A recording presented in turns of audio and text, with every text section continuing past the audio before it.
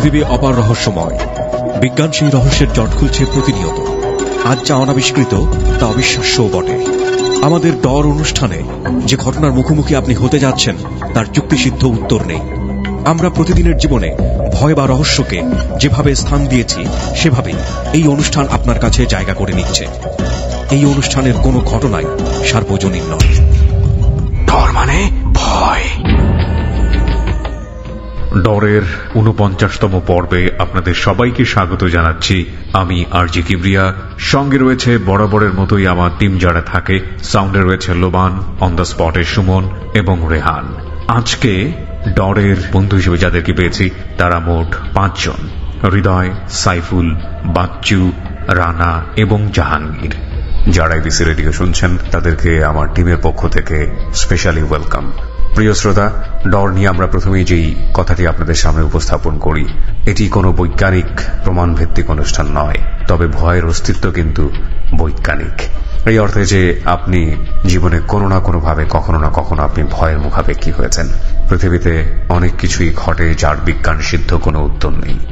যখন যুক্তি আমাদের সামনে অনেক বেশি অসহায় হয়ে দাঁড়ায়, ঠিক সেই মুহূর্তেই অন্যরকম একটা অনুভূতি আমাদের মধ্যে কাজ করে, যার একটি হচ্ছে ভয়। এবং এজন্যই আমরা বলি ডর মানে ভয়। চলুন সেই ভয়ের যাত্রায় আপনাকে আরো একবার স্বাগত জানিয়ে আমরা প্রথমেই সুমন এবং রেহানের কাছ থেকে জার্নির কিছুটা বাইট আপনাদেরকে শোনাবো এবং তারপর মূল পর্বে আমরা ঢুকে যাব।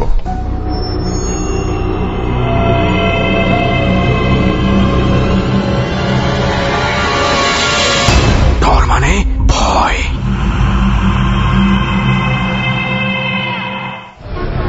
ওকে দোস্ত, এখানে যদিও কোনো মাজার নাই, বাট রোডটার নাম মাজার রোড। আর আরো একটা বিষয় হচ্ছে যে অনেকদিন পর আবার ঢাকার বাইরে যাচ্ছি। তাও তো ইউ শুড থ্যাঙ্ক মি। আমরা গাবতলী, সায়দাবাদ, গাবতলী, সায়দাবাদ, গাবতলী, সায়দাবাদ এরকম যাওয়ার পরে এই প্রথম আমরা মাজার রোড নামে একটা জায়গায়। দোস্ত, আই ফিল এক্সাইটেড। নতুন একটা জায়গায় আসছি আমি।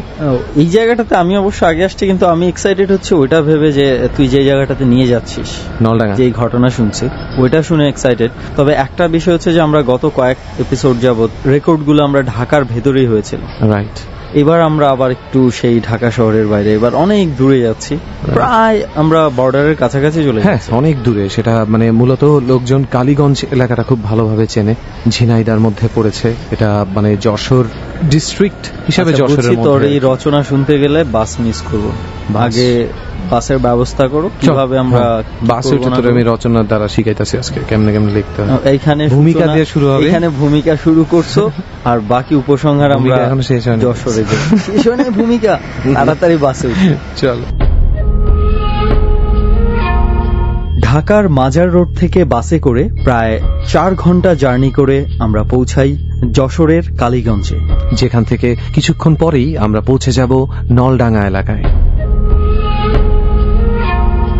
ওকে দোস্ত, এই হচ্ছে তোর মোল্লাবাড়ি রোড। এখান থেকে শুরু, শেষ করে হয়েছে জানি না। আমি এইটার ঠিকানাটা অনেক কষ্টে জোগাড় করছি।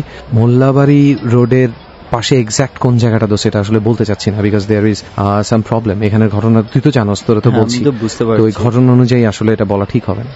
তবে আমাদের এখানে এত দূরে আসার একটা যথেষ্ট কারণ আছে। খুব ইন্টারেস্টিং একটা ঘটনা, মানে এটার মধ্যে আসলে জানি না ভৌতিকতা কতটুকু আছে, এবং হয়তোবা অনেকের কাছে এটা ভৌতিকতা মনে না হয়, একটু মিস্ট্রিটা বেশি মনে হয়। আমাদের দুজনের কাছে এটা বেশি মনে হয়েছে মিস্ট্রিয়াস, রাইট?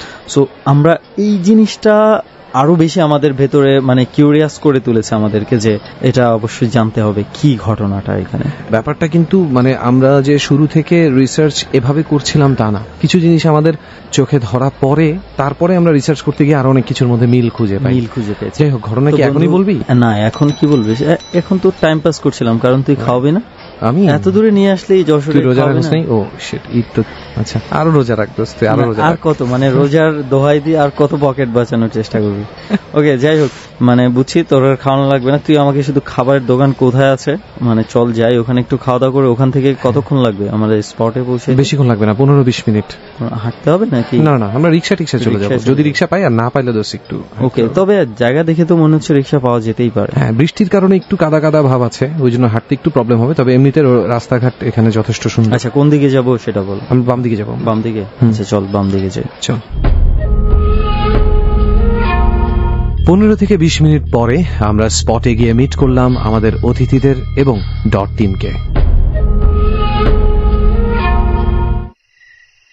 অলরাইট, তো ডর নিয়ে আবারও আমি রেহান, আর আমার সাথে অফকোর্স সুমন আর অনেকগুলো অতিথি, এবং সেই সাথে হচ্ছে এবার একটু বলতে পারি গলা ভালো হয়ে গেছে। তোর ফাটা বাস সঠিক বাস হয়েছে, সঠিক বাস হয়েছে। এবার দেখি যে আর যারা আছে তারা এরকম কিছু গল্প বলতে পারে কিনা, ভয়ে না আবার গলা ফেটে যায়। রাইট, আমরা এরকম গল্পই চাই যে ভয়ে মুখ থেকে মানে আওয়াজ বের হচ্ছে না এরকম। আর আমাদের সাথে যে ভাইয়া আছে তার নামটা তিনি নিজে একটু বলুক। আমার নাম হৃদয়। হৃদয় ভাই, ভালো আছেন আপনি? জি। আচ্ছা, আপনি কোথায় থাকেন? আমি খিলগাঁও তালতলা থাকি। আমার গ্রামের বাড়ি পটুয়াখালী। আচ্ছা, কি করছেন এখন? আমি এখন জব করি। জব করছেন? আপনার সাথে যে ঘটনা ঘটে সেই ঘটনা কি আপনার সাথেই ঘটেছে না অন্য কারোর সাথে? না, আমার বড় ভাইয়ের সাথে। আপনার বড় ভাইয়ের সাথে? কবে? আজ থেকে 3 বছর আগে। তাহলে দোস্ত আমরা চলে যাই গল্পেই চলে যাই। ঠিক আছে, আমরা একদম শুরু থেকে কিভাবে ঘটনাটা ঘটেছে আমাদেরকে একটু বিস্তারিত ভাবে বলেন। আমার বড় ভাই আমার মামার বাসায় ঘুমাইছে। আচ্ছা, এটা কি হচ্ছে গ্রামে ঘটেছে?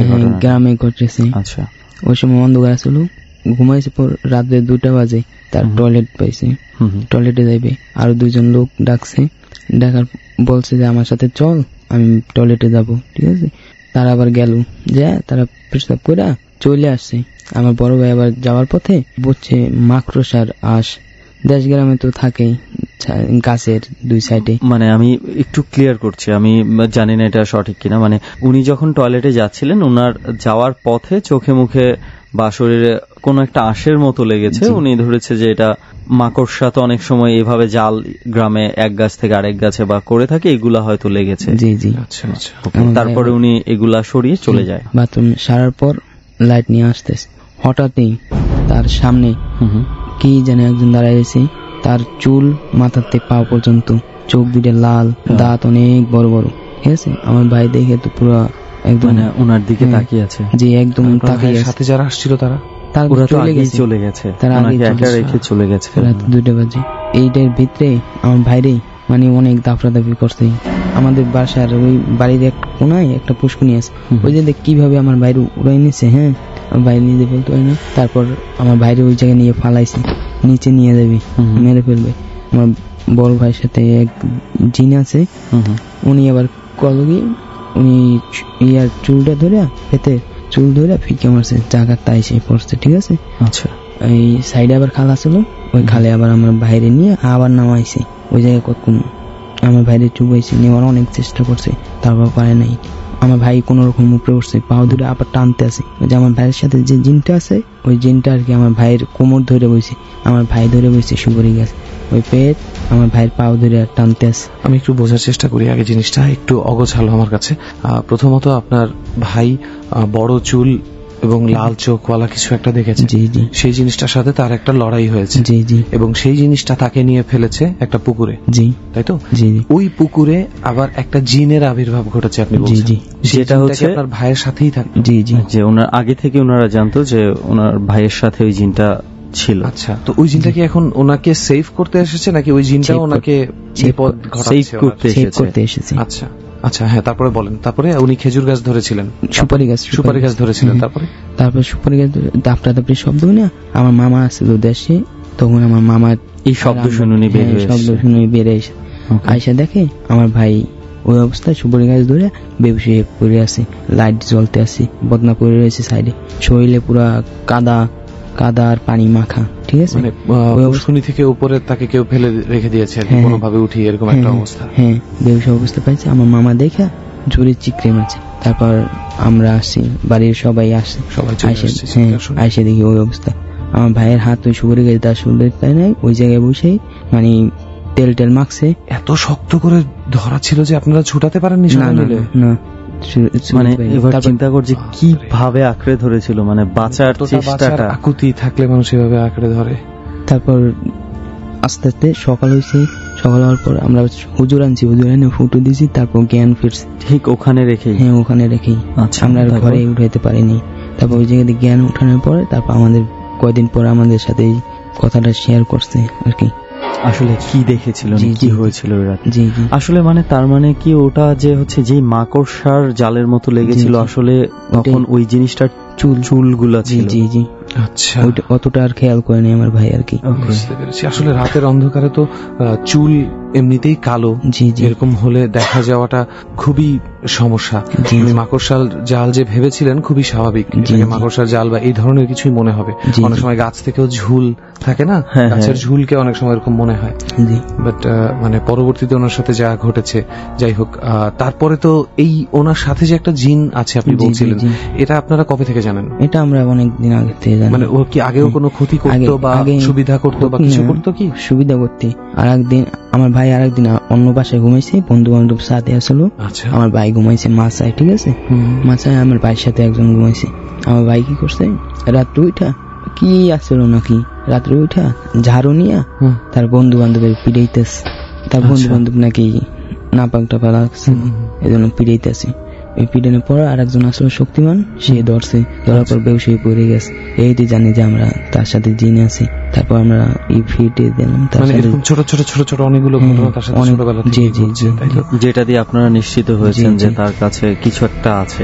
জি যাই Okay. হোক, এখন আমরা যে ঘটনাটা শুনলাম, আমি জানি না শ্রোতা বন্ধুদের কাছে কেমন লেগেছে, বা হয়তো আমি একটা জিনিস খুব অবাক লাগে জানিস, যখন ফেসবুকে বা SMS প্যানেলে দেখি হিউজ নাম্বার অফ পিপল একটা কথা লিখে রাখে যে আমি বিশ্বাস করি না, এটা হয়নি, সে বানিয়ে বলছে, ব্লা ব্লা ব্লা, অনেক কথা লেখে। আমার কথা হচ্ছে যে জিনিসটা অবিশ্বাস্য সেটাকেই তো আমরা অলৌকিক বলি, তাহলে এখানে বিশ্বাস অবিশ্বাসের ব্যাপার আসছে কোথা থেকে? সেটাই, যেখানে আসলে লজিক কাজ করবে না সেখানেই তো যেটা এসে আপনার কাছে এগুলো মনে হবে ঘটছে। যেটা হতেই পারে না, সেটাই তো ভয়। আর সবচেয়ে বড় বিষয় হচ্ছে যে এই বিষয়গুলো আসলে আমাদের পক্ষে বা কিংবা যে কারো পক্ষেই একদম হাতে কলমে প্রমাণ করে দেয়া আসলে সম্ভব না। পসিবল। সো এটা বিশ্বাস অবিশ্বাস সম্পূর্ণ আপনাদের উপর, আমাদের প্রয়োজনও নেই। রাইট, আমরা সেটার প্রয়োজনও মনে করছি না, এবং বিশ্বাস অবিশ্বাসটা সম্পূর্ণ আপনাদের উপরই আমরা একদম। ছাড়ছি। এবং উনি যখন এই ঘটনাটা বলছিল, এই ফাঁকে মানে গত 2 দিন আগে ফেসবুকে আমাকে একজন ইনবক্স করেছিল, তার নাম হচ্ছে শাহেদ। তো সে ঈদের মধ্যে কোথাও একটা বেড়াতে গিয়েছিল, এটা খুব সম্ভবত সিলেটের এদিকের কোনো একটা জায়গার মধ্যে। তো তারা যেই জায়গাটাতে বেড়াতে গিয়েছিল এটা হচ্ছে একটু জংলা এলাকা, চা বাগান না কিন্তু জঙ্গল।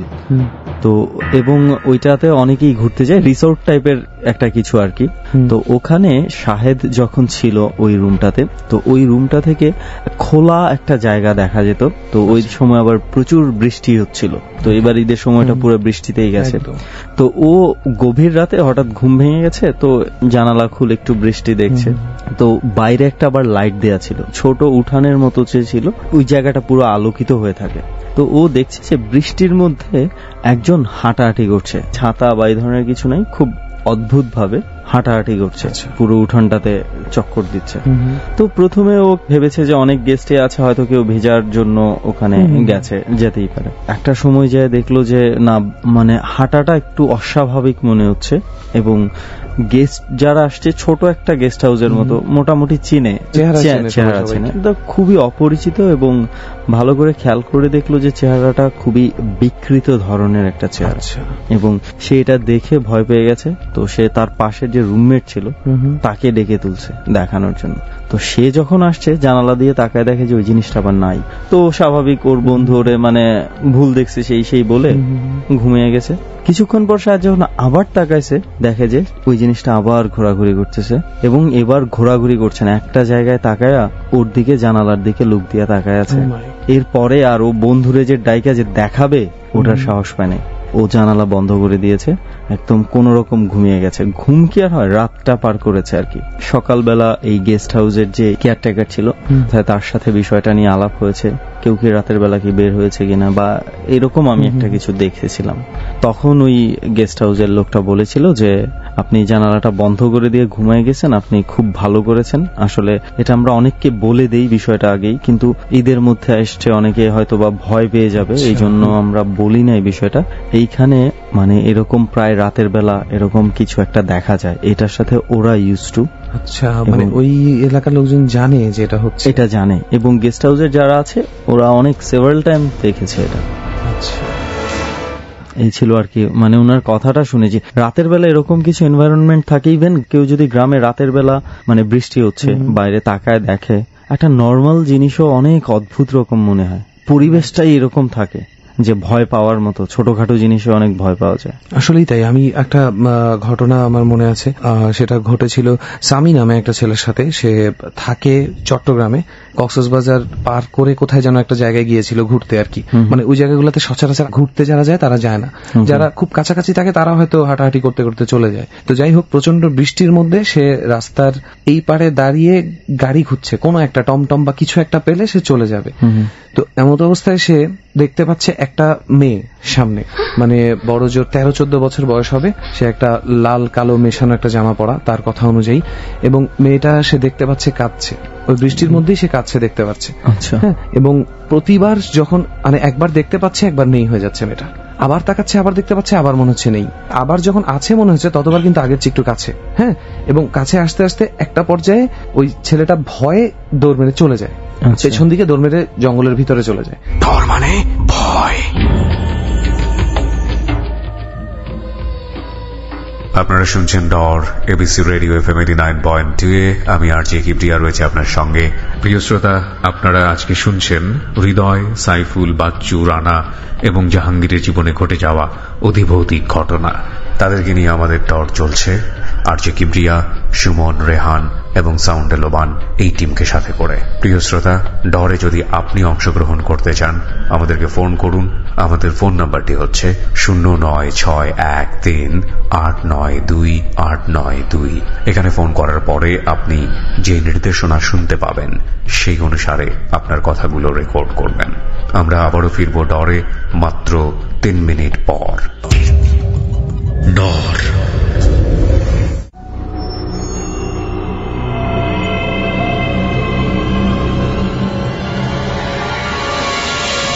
ডর মানে ভয়।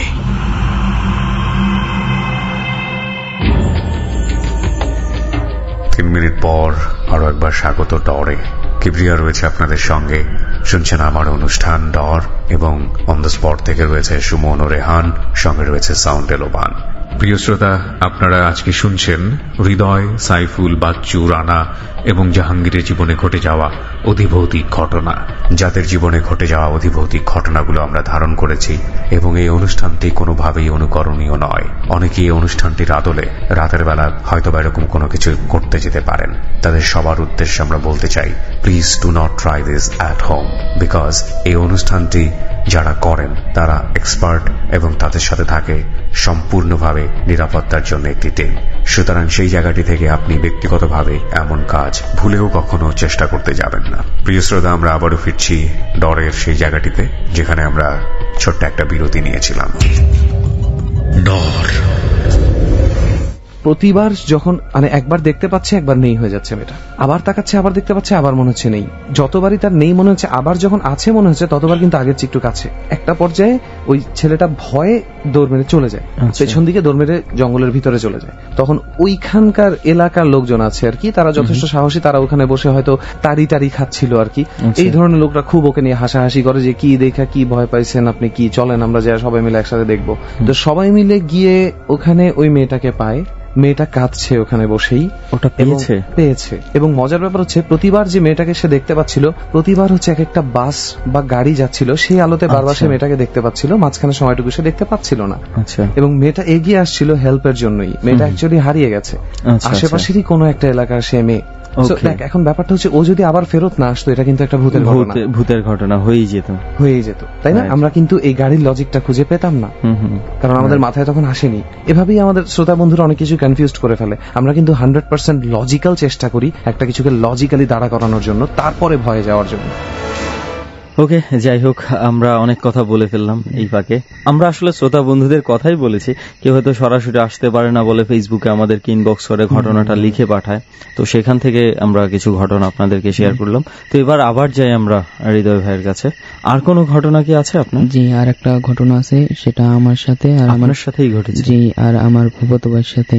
আচ্ছা আচ্ছা, কোথায় ঘটেছে এবং কতদিন আগে ঘটেছে? এটা আমাদের দুমকি গ্রামে একটা কালীবাড়ি আছে, জায়গাটা খুবই ভয়ঙ্কর, রাত্রে বেলা সহজে কেউ যায় না, ঠিক আছে? আচ্ছা আচ্ছা। ওই জায়গায় 7টা-8টার সময় কেউ যায় না। কেন যায় না, এটার কি কোনো ঘটনা আছে? ওই কালীবাড়ি ওই জায়গায় একটা পুরানো বাড়ি আছে আগের কালে, ঠিক আছে? ওই জায়গায় অনেকজনে অনেক কিছু দেখেছে। মানে কিছু জায়গা থাকে না কিছু এলাকায়, মানে হয়তো দুই একটা কথা কেউ একবার কিছু একটা ভুল দেখুক বা সঠিক দেখুক বা কোনো কিছু একটা দেখেছে, লোক মুখে প্রচলিত হয়ে গেছে, তো সবারই একটা ভয় কাজ করে। তো কি হয়েছিল ওখানে? ওই জায়গায় একটা খাল আছিল, খালের ওই সাইডে হলেও আমার ফুফাতো ভাই আর আমি এই সাইডে। তারপর নিচমুতে গাইয়া লাইট মারতে মারতে মাছ কুপাতে যাইতে আসি। মানে আপনারা মানে কোনো কিছু দিয়া চল বা এই ধরনের কিছু দিয়া লাইট মেরে মেরে মাছ ধরছিলেন রাতের বেলা? জি, আমরা ওইটা ফিল করি নাই যে আমরা কালীবাড়ির দিকে যাইতে আসি, কাছাকাছি আসে পড়ছি। ওইটা ফিল করলে আর আমরা ওদিকে যাইতাম না। তারপর হঠাৎই হালকা বাতাস, কিছুক্ষণ পর হাইটে যাওয়ার পর দেখি একজন লোক বউ সাইজা আসতে আসে লম্বা। আচ্ছা, হঠাৎই আমরা ফিল করলাম যে আমরা কালীবাড়ির কাছাকাছি আসে পড়ছি। তখন আমরা আর অতটা ফিল করি নাই, আমরা বুঝি কোনো মহিলা হেঁটে যাচ্ছে কাছাকাছি আসে। তারপর আমরা ফিল করলাম যে যে মহিলাটা আসছে সেই মহিলাটা আমাদের পাশের বাড়ির নানি। আপনি চেনেন তাকে? জি জি চিনি। সে অনেক আগেই মারা গেছে। ওইটা দেখে আমার ফুফাতো ভাই আছে, হয়তো পুরো বেউস হয়ে গেছে।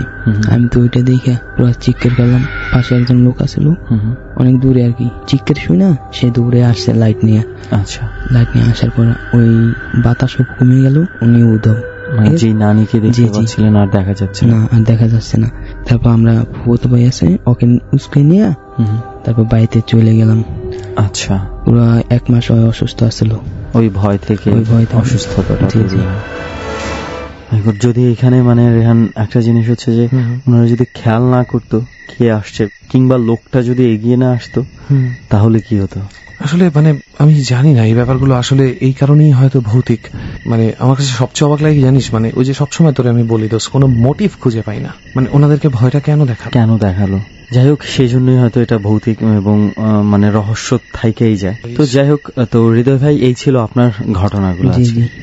তো অনেক ধন্যবাদ যে আপনি আমাদের এই জার্নিতে এসে আপনার ঘটনাগুলো শুনিয়েছেন। আশা করবো আপনার সাথে আর কিছু না ঘটুক, বা যদি ঘটে সেটা যেন ডট টিম জানতে পারে, এতটুকুই আশা। জি জি। ওকে, চলেন তাহলে আরো যারা আছে আমরা এবার একটু তাদের ঘটনার দিকে যাই।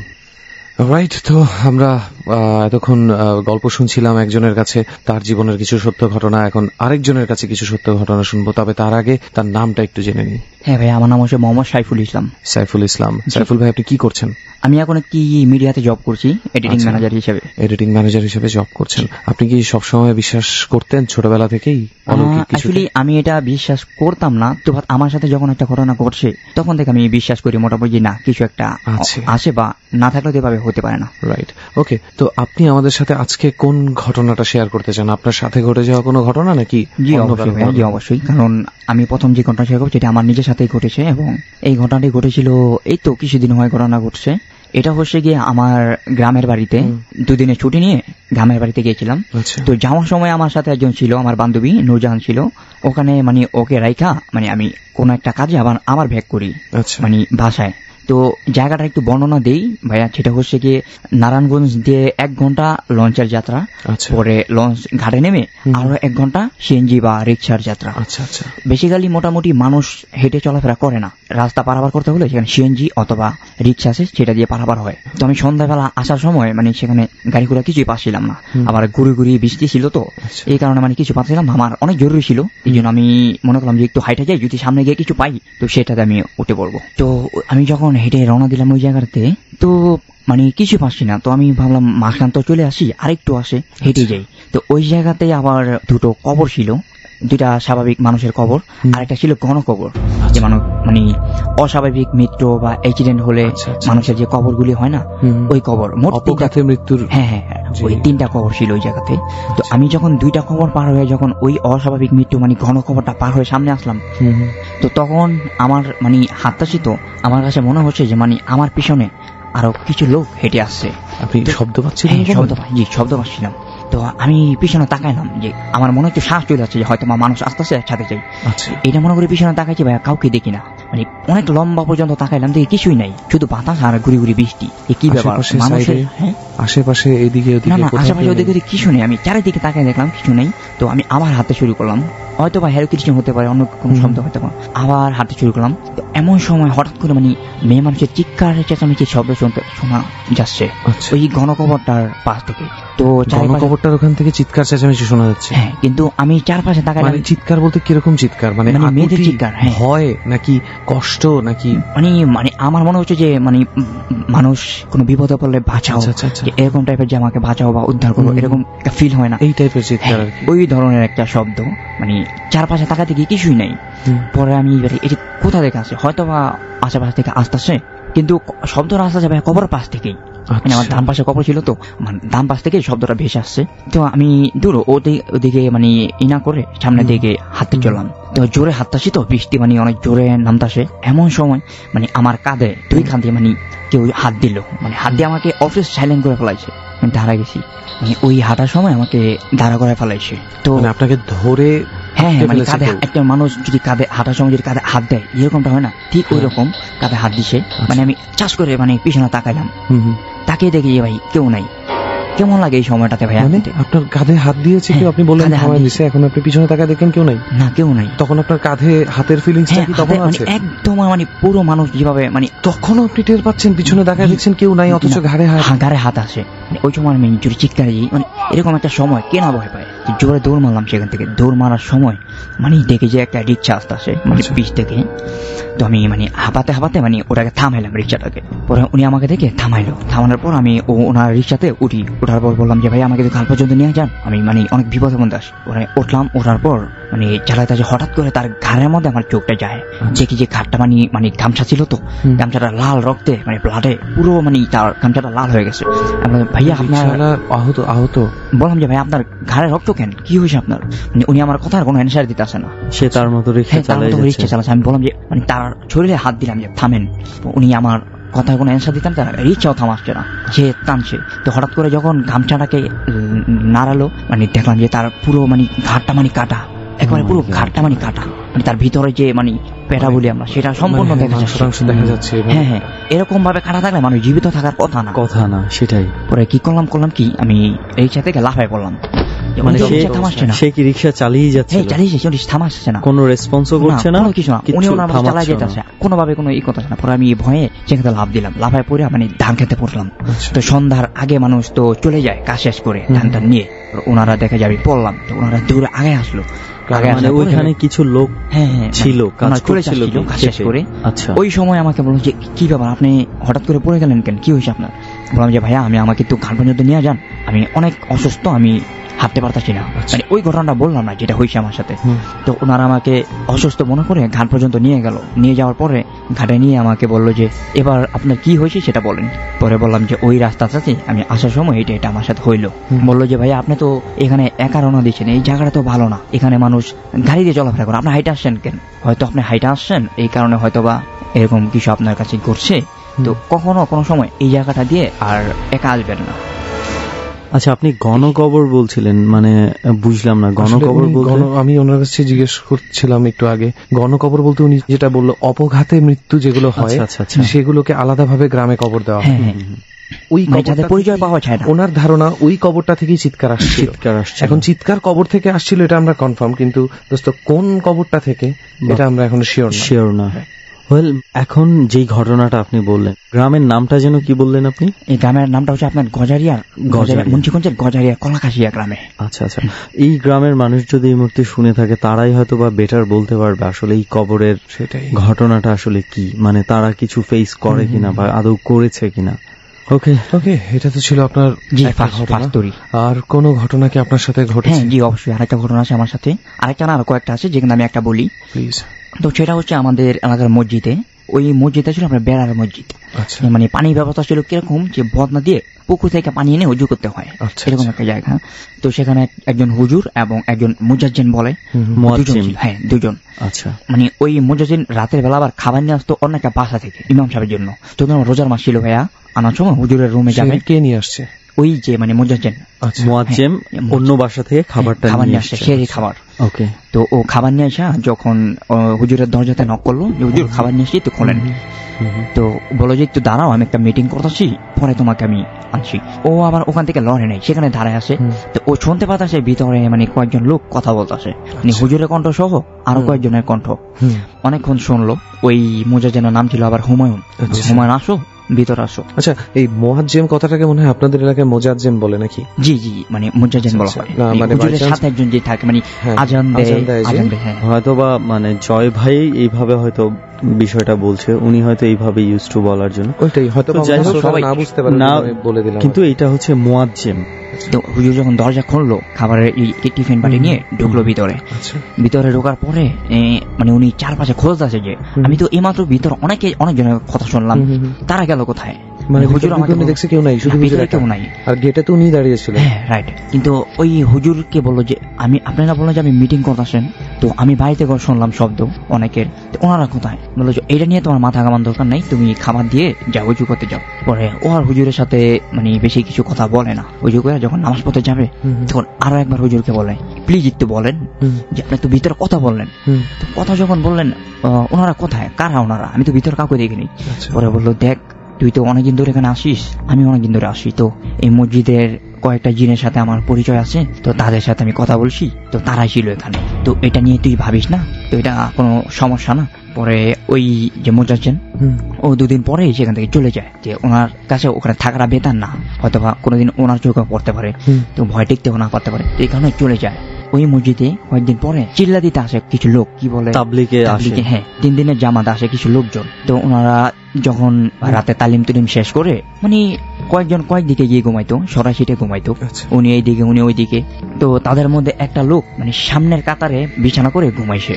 তো ওই সময় মানে যে ঘুমাইছে, যখন মানে তার ঘুম ভাঙলো, সে দেখাচ্ছে সামনের কাতারে নাই, সে ছাদে। হ্যাঁ ছাদে চলে গেছে। মানে উনি ভাবতেছে কি ব্যাপার, আমি তো মসজিদের ভিতরে শুইলাম, আমি ছাদে কিভাবে আসলাম, এটা কি করে হয়? এটা লজিক খোঁজার জন্য ফিল করে দেখলো যে হয়তো বা আমার বন্ধুরা হয়তো বা দুষ্টুমি করতে পারে, বা কেউ বা নিয়ে আসতে পারে, যাক এটা হতে পারে। তো এটা নিয়ে ভাবে না। পরের দিন মানে দ্বিতীয় দিন একই সময় একই জায়গাতে বিছানা করে ঘুমাইছে। তো সেদিনও দেখে যে ওই যে জায়গাতে বিছানা করে ঘুমাইছে ভাইয়া, সেই জায়গাটাতে নাই। উনি একটা গাছের আঘাতে, মানে মসজিদের পাশে একটা গাছ ছিল যেটাকে আমরা ইগল গাছ বলা হয়, মানে পরপর 2 দিন ওনাকে ঘুমের মধ্যে উঠিয়ে নিয়ে যাওয়া হয়েছে। হ্যাঁ ঘুমের মধ্যেই। সাধারণ মানুষ যদি ওনাকে একটু ঘুম থেকে ওঠায়, উনি তো হজাক হয়ে যাবে, কিন্তু এমন একটা কিছু হলো, তাকে গাছের উপরে নিয়ে দিয়ে আসা হলো, তারপর ঘুম ভাঙে নাই, সে গাছের উপরে। সাধারণ মানুষ তো গাছে ওঠানোর কথা না। তো ও ভাবলো যে এটা কি করে হয়, তো ও মানে এটা লজিক খোঁজার জন্য বা ঘটনাটা কি এটা দেখার জন্য তৃতীয় দিন ও আর সামনের কাতারে শোয় নেই। ও যা যা নিয়ে শুইতো, কোলবালিশ এবং মশারি টোশারি যা যা আছে সবকিছু ওই জায়গাতে বিছানা করে দিয়েছে। ও গিয়ে শুইছে পাশের অন্য একজনের সাথে, যে বললো এটা আমার সাথে কি হয় বা কি করে আমি এটা আজকে দেখবো। তো ও যেটা করলো মানে ঘুমায় না, তাকায় আসে। তো দেখে মানে 2টার পরে দেখে মানে যে দরজা তো হাতে বেলা লাগানো থাকে, তালা লাগানো থাকে। তো দেখে দরজা ওভার করে মানে 2টা লোক, অনেক লম্বা সাদা পোশাক পরা, মানে ভিতরে আগায় আসতে আসে। তালা দেওয়া ছিল, তারপর তালা দেওয়া ছিল দরজাতে। তো এইটা দেখে আরো বেশি ভয়, কি ব্যাপার, মানুষ এইভাবে আসার কথা না। পরে ও যেটা করলো যে দেখি কি হয়। পরে মসজিদের ভিতরে তো কোনো সমস্যা হবে না, সেই সাহসটা ওর বুকে ছিল। তো ও দেখে যে ওর সেই বিছানা সহকারে মানে যা যা ছিল সবকিছু মানে ওই প্রথম কাঁথা থেকে সরাই দিচ্ছে, সরাই নিয়ে কোথায় যেন নিয়ে যাচ্ছে। ডর মানে ভয়। আপনারা শুনছেন ডর, এবিসি রেডিও FM 89.2 এ। আমি আরজে কিবরিয়া রয়েছে আপনার সঙ্গে, এবং আপনারা যাদেরকে আজকে শুনছেন, হৃদয়, সাইফুল, বাচ্চু, রানা এবং জাহাঙ্গীরের জীবনে ঘটে যাওয়া অধিভৌতিক ঘটনা। প্রিয় শ্রোতা, আমরা ডরের পরিবেশে আপনাকে নিয়ে যেতে চাই। ডরের পরিবেশ মানে হচ্ছে একলা একা ঘরের মধ্যে আপনি শুনবেন, বাতিটি অফ করা আছে, জানালাটা হালকা করে খোলা, রেডিওর ক্রিস্টাল ক্লিয়ার সাউন্ড, এবং অবশ্যই ভয় পাওয়ার জন্য অনুষ্ঠানটি শুনবেন না। মনোযোগ দিয়ে ঘটনাগুলোকে চোখের সামনে দেখার চেষ্টা করবেন। দেখুন তো আমরা যা বলি ডর মানে ভয়, সেটার অস্তিত্ব টের পান কিনা। ছোট্ট একটা বিরতির সময় হয়েছে, আবারও রাত 12টা 6 মিনিটে ফিরবো, এবং গভীর রাত মানেই ভয়, ডর।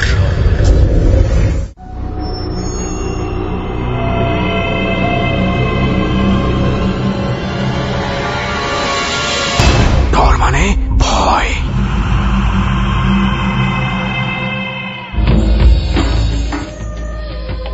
আরো একবার স্বাগত ডরে।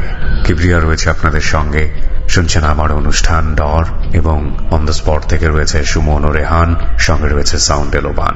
আজকে আমাদের অতিথি যাদের জীবনে ঘটে যাওয়া অধিভৌতিক ঘটনাগুলো আমরা ধারণ করেছি। হৃদয়, সাইফুল, বাচ্চু, রানা এবং জাহাঙ্গীরের জীবনে ঘটে যাওয়া অধিভৌতিক ঘটনা।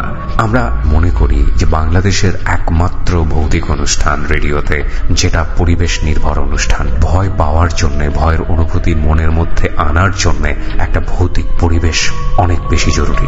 আমরা সেই পরিবেশটাকে অনেক বেশি গুরুত্ব দেই। যে ঘটনা আপনার সামনে ঘটছে, দিনের আলোতে তার চাইতেও অলৌকিক ঘটনা আপনার সামনে হয়তো বা ঘটে যায়, কিন্তু আপনার মনের মধ্যে সেটা কোনো দোতনা সৃষ্টি করে না, কারণ তখন ভয় না পাওয়ার মতো পরিবেশ থাকে। এবং ওর চাইতেও হালকা ঘটনা নিশ্চুপ, নিবিড়, ঠান্ডা একটা পরিবেশে আপনাকে থ বানিয়ে দিতে পারে। সেরকম কিছু ঘটনা আমরা শুনছি। আবারও ফিরছি ডরে। আপনাদের সবাইকে আরো একবার ওয়েলকাম করছি। আমি আরজে কিবরিয়া। ফিরছি ঠিক সেখান থেকে যেখানে আমরা ছোট্ট একটা বিরতি নিয়েছিলাম। ডর। মসজিদের ভিতরে তো কোনো সমস্যা হবে না, সেই সাহসটা ওর বুকে ছিল। তো ও দেখে যে ওর সেই বিছানা সহকারে সবকিছু মানে ওই প্রথম কাঁথা থেকে সরাই দিচ্ছে, সরাই নিয়ে কোথায় যেন নিয়ে যাচ্ছে। এতটুকু দেখলো যে দরজা পর্যন্ত নিয়ে যাচ্ছে, কিন্তু দরজার বাইরে যে ও তো আর যেতে পারবে না, দরজার বাইরে ওনারা চলে গেছে। পরে ও সকাল যখন হয় তখন ওই মসজিদের যে হুজুরটা ওনাকে বললো যে সালাম আলাইকুম হুজুর, আমি তো আপনার সাথে কিছু কথা ছিল আমার। বললো যে আমি 2 দিন আমার সাথে এরকম একটা ঘটনা ঘটছে, তো 3য় দিন আমি এটা দেখলাম যে 2টা লোক মসজিদে মানে তালা দেওয়া অবস্থায় দরজা ওভার করে ঢুকে আমার বিছানা নিয়ে বাইরে চলে দিয়ে আসলো। দিয়ে আইসা দেখি ওনারা সামনের কাতারে আইসা নামাজ পড়তে আসে। তো ওনারা কারা, কেন আসে? পরে বলো যে তুমি যখন দেখে ফেলেছো তোমাকে বলা যাবে, সমস্যা না। পরে বলো যে দেখো জীবনে অনেক কিছু দেখা যায়, অনেক কিছু দেখা যায় না, এটা নিয়ে তোমার মাথা কামানো দরকার না, এটা তোমার জন্য কোনো সমস্যা না। এখানে কিছু কিছু লোক আছে যারা এখানে নামাজ পড়ে, তুমি তাদের কাতারে শুইছো, তো এই জন্য তাদের কাতা থেকে তোমাকে সরাই দিয়া ওনারা নামাজ পড়ছে। মানে ওই জায়গাটা অন্য কেউ ইউজ করতো তখন। হ্যাঁ, ওখানে কিছু মানে এটা কিন্তু অনেক চিরচারিত একটা ব্যাপার। অনেকেই বলে যে মসজিদে নাকি জিন জাতি এসে নামাজ পড়ে। আমরা অনেকগুলো ঘটনা ডরেও পেয়েছি। নামাজটা ওদের হয়তো পড়ার একটা আলাদা জায়গা আছে, যার যার জন্য বাছাই করা। সেই জায়গাটায় ওই ভাই ঘুমিয়েছিলেন। এই কারণে তাকে সরিয়ে দেওয়ার জন্যই যত রকম ব্যবস্থা হবে, এই কারণে মানে ক্ষতি করে নাই, মানে সরাই দিয়া তারা তাদের মতো নামাজ পড়তে দেখাইছে। তো ওই ছিল ভাই আমার স্টোরি। ওকে, তারপর 2টো ঘটনা শুনলাম। তো সাইফুল ভাই, আর কোনো ঘটনা তো হয়তো বা আছে? আমরা ডট টিমের কাছে শুনেছিলাম বেশ কিছু ঘটনা আছে, আরো কিছু ঘটনা। এখন যে ঘটনাটা শেয়ার করবো সেটা হচ্ছে আমাদের এলাকার একটি ঘটনা। সেটা হচ্ছে আমাদের এলাকার পঞ্চবটি ধর্মগঞ্জের ডাল্লার কলোনিতে। ওই কলোনিটা এখন বর্তমানে কোনো মানুষ নেই। কিছুদিন আগেও শত শত মানুষ থাকতো, অনেক ভাড়াটিয়া থাকতো। এখন কেউ নাই, কারণ হচ্ছে ওইটা একটা সরকারি জায়গার মধ্যে পড়ছে, তো সরকার সবাইকে উঠাই দিছে। অনেক বড় একটা কলোনি, মানে যখন মানুষ ছিল তখন ওই জায়গাটা একটা হন্টেড ছিল, যেখানে অনেক ঘটনা ঘটছে সবার সাথে। তো এখন কেউ নাই, এখন তো ওটাকে সারা বাড়ি বলা যায়। এখন আরো অনেক বেশি বেশি ঘটনা হয় আর কি। ওই জায়গাটা এখন মানে সেনাবাড়ি যে আনসার আছে না, ওনারা ওটা পাহারা দেয়, পাহারা দিয়ে রাখে। সাধারণ মানুষের যাওয়া সম্পূর্ণ নিষেধ। তো যখন মানুষ ছিল তখন একটা ঘটনা বলি। তো সেখান থেকে একটা পরিবার থাকতো, যারা ফ্যামিলি মেম্বার ছিল 4 জন, স্বামী স্ত্রী এবং একটা ছেলে একটা মেয়ে। ছেলেটা ছিল প্রতিবন্ধী টাইপের। ওই ছেলেটা একদিন করছে কি, ওর আম্মু দুপুরবেলা পিঠা বানাইছে, তেলের পিঠা। ও করছে কি, তেলের পিঠা নিয়ে দুপুরবেলা 2 হাতে 2টা পিঠা নিয়ে ছাদে চলে গেছে। ছাদে গিয়ে পিঠা খাচ্ছিল। ছাদে গিয়ে সে পিঠা খাচ্ছিল? হ্যাঁ, ছাদে গিয়ে তেলের পিঠা। অনেকক্ষণ হয়ে যায়, মানে ওর মা ওকে খুঁজে পায় না যে আমার ছেলে কোথায় গেল। তো বাইরে নিচে অনেক জায়গায় খোঁজাখুঁজি করলো, কোথাও পায় না। পরে এক পর্যায়ে সন্ধ্যাবেলা মানে ছাদে অনেকে কাপড় নেড়ে দেয় তো শুকানোর জন্য। তো ওটা আনতে গিয়ে একজন দেখে যে মাথাটা যে ছাদের একটা রডের চিপাগুলি থাকে না ভাইয়া, আর কয়েকতলা করবে, এই জন্য যে রডগুলো বের করা থাকে, ওই রডের ভিতরে তার মাথা মানে ঢুকা দেওয়া। ওই ছেলেটার, বাচ্চাটার, যে প্রতিবন্ধী ছেলেটা ছিল, ছেলেটা 2 হাতে 2 পিঠা এখনো ধরা। ওই সময় ধরা ছিল, তার মাথাটা রথের ভিতরে, মানে রক্তে পুরো ওই জায়গাটা ভরে গেছে। মানে এইটা মানে রডের মধ্যে গেঁথে দেয়া। হ্যাঁ, গেঁথে দেওয়া। হ্যাঁ, মানে চোখা রক্ত, মানে মাথাটা গেঁথে দিছে। এইটা দেখে ওই মহিলা মানে সেখানে চিৎকার করে কাপড় টুপড় ফালা দিয়ে নিচে দৌড় দিয়ে বলো যে দেখা যান কি অবস্থায়। মানে সবাই দৌড়ে সেখানে গেল সাদে। তো গিয়ে দেখে যে ছেলেটা ওইভাবে, তো তখন তাকে হাত দিয়ে কেউ ধরে না। তো পুলিশ টুলিশ আসার পরে তখন অলরেডি ছেলেটা মারা গেছে।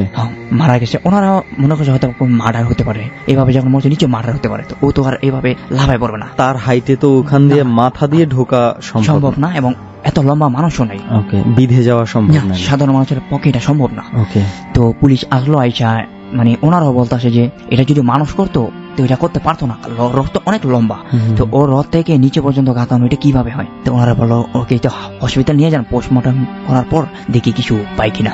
তো সেখানে নিয়ে মানে পোস্টমর্টম কিছু পাওয়া যায় না। পরে ওর লাশটা যখন বাসায় নিয়ে আসে, মানে রাতের বেলা যখন গোসল করাতে যাবে না, 100 পাওয়ারের লাইট 2 থেকে 2টা জ্বালায় ওর লাশটাকে গোসল করাতে আসে।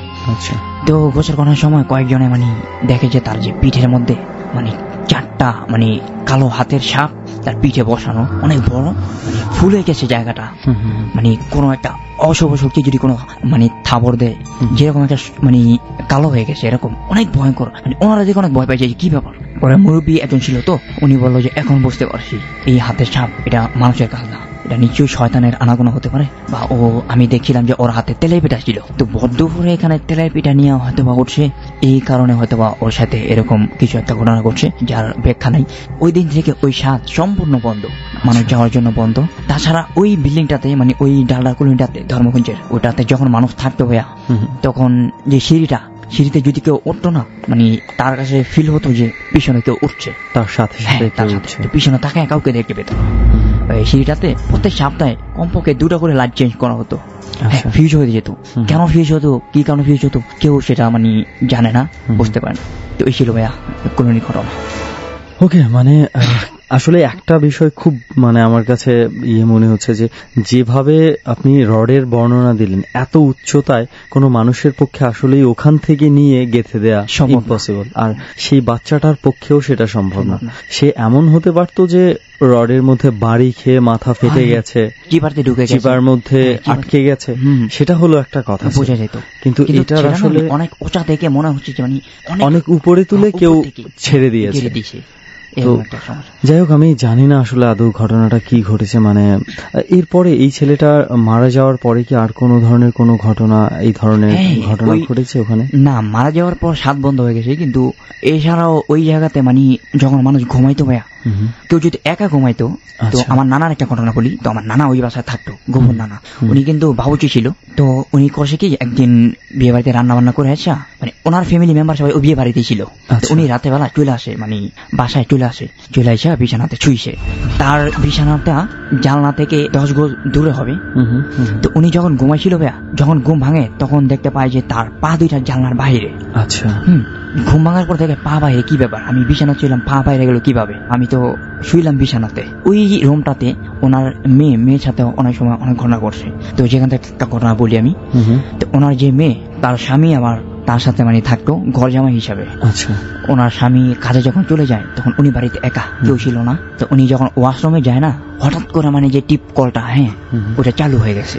আচ্ছা, মানে ওইটা চালু হয়েছে দেখে মানে উনি ভয়ে মানে ওয়াশরুম থেকে দৌড়ে বাইরে বের হবে। এমন সময় দেখে যে মানে দরজা বাইরে থেকে মানে লাগানো, ভিতরে মানে চিৎকার চেঁচামেচি করে জোরে ধাক্কা দিছে। তো আপনার প্লাস্টিক এই চিকটা থাকে সেটা ভেঙে মানে দরজা খুলে গেছে। মানে ভয়ে এত জোরে ধাক্কা দিছে, ওয়াশরুম থেকে বের হয়েছে, তার শরীরে এত পরিমাণে জ্বর, মানে জ্বরে তাকাইতে পারতেছে না, সোফাতে বসে বলছে। তো শীতকাল তো, তখন তো ফ্যান কেউ চালায় না।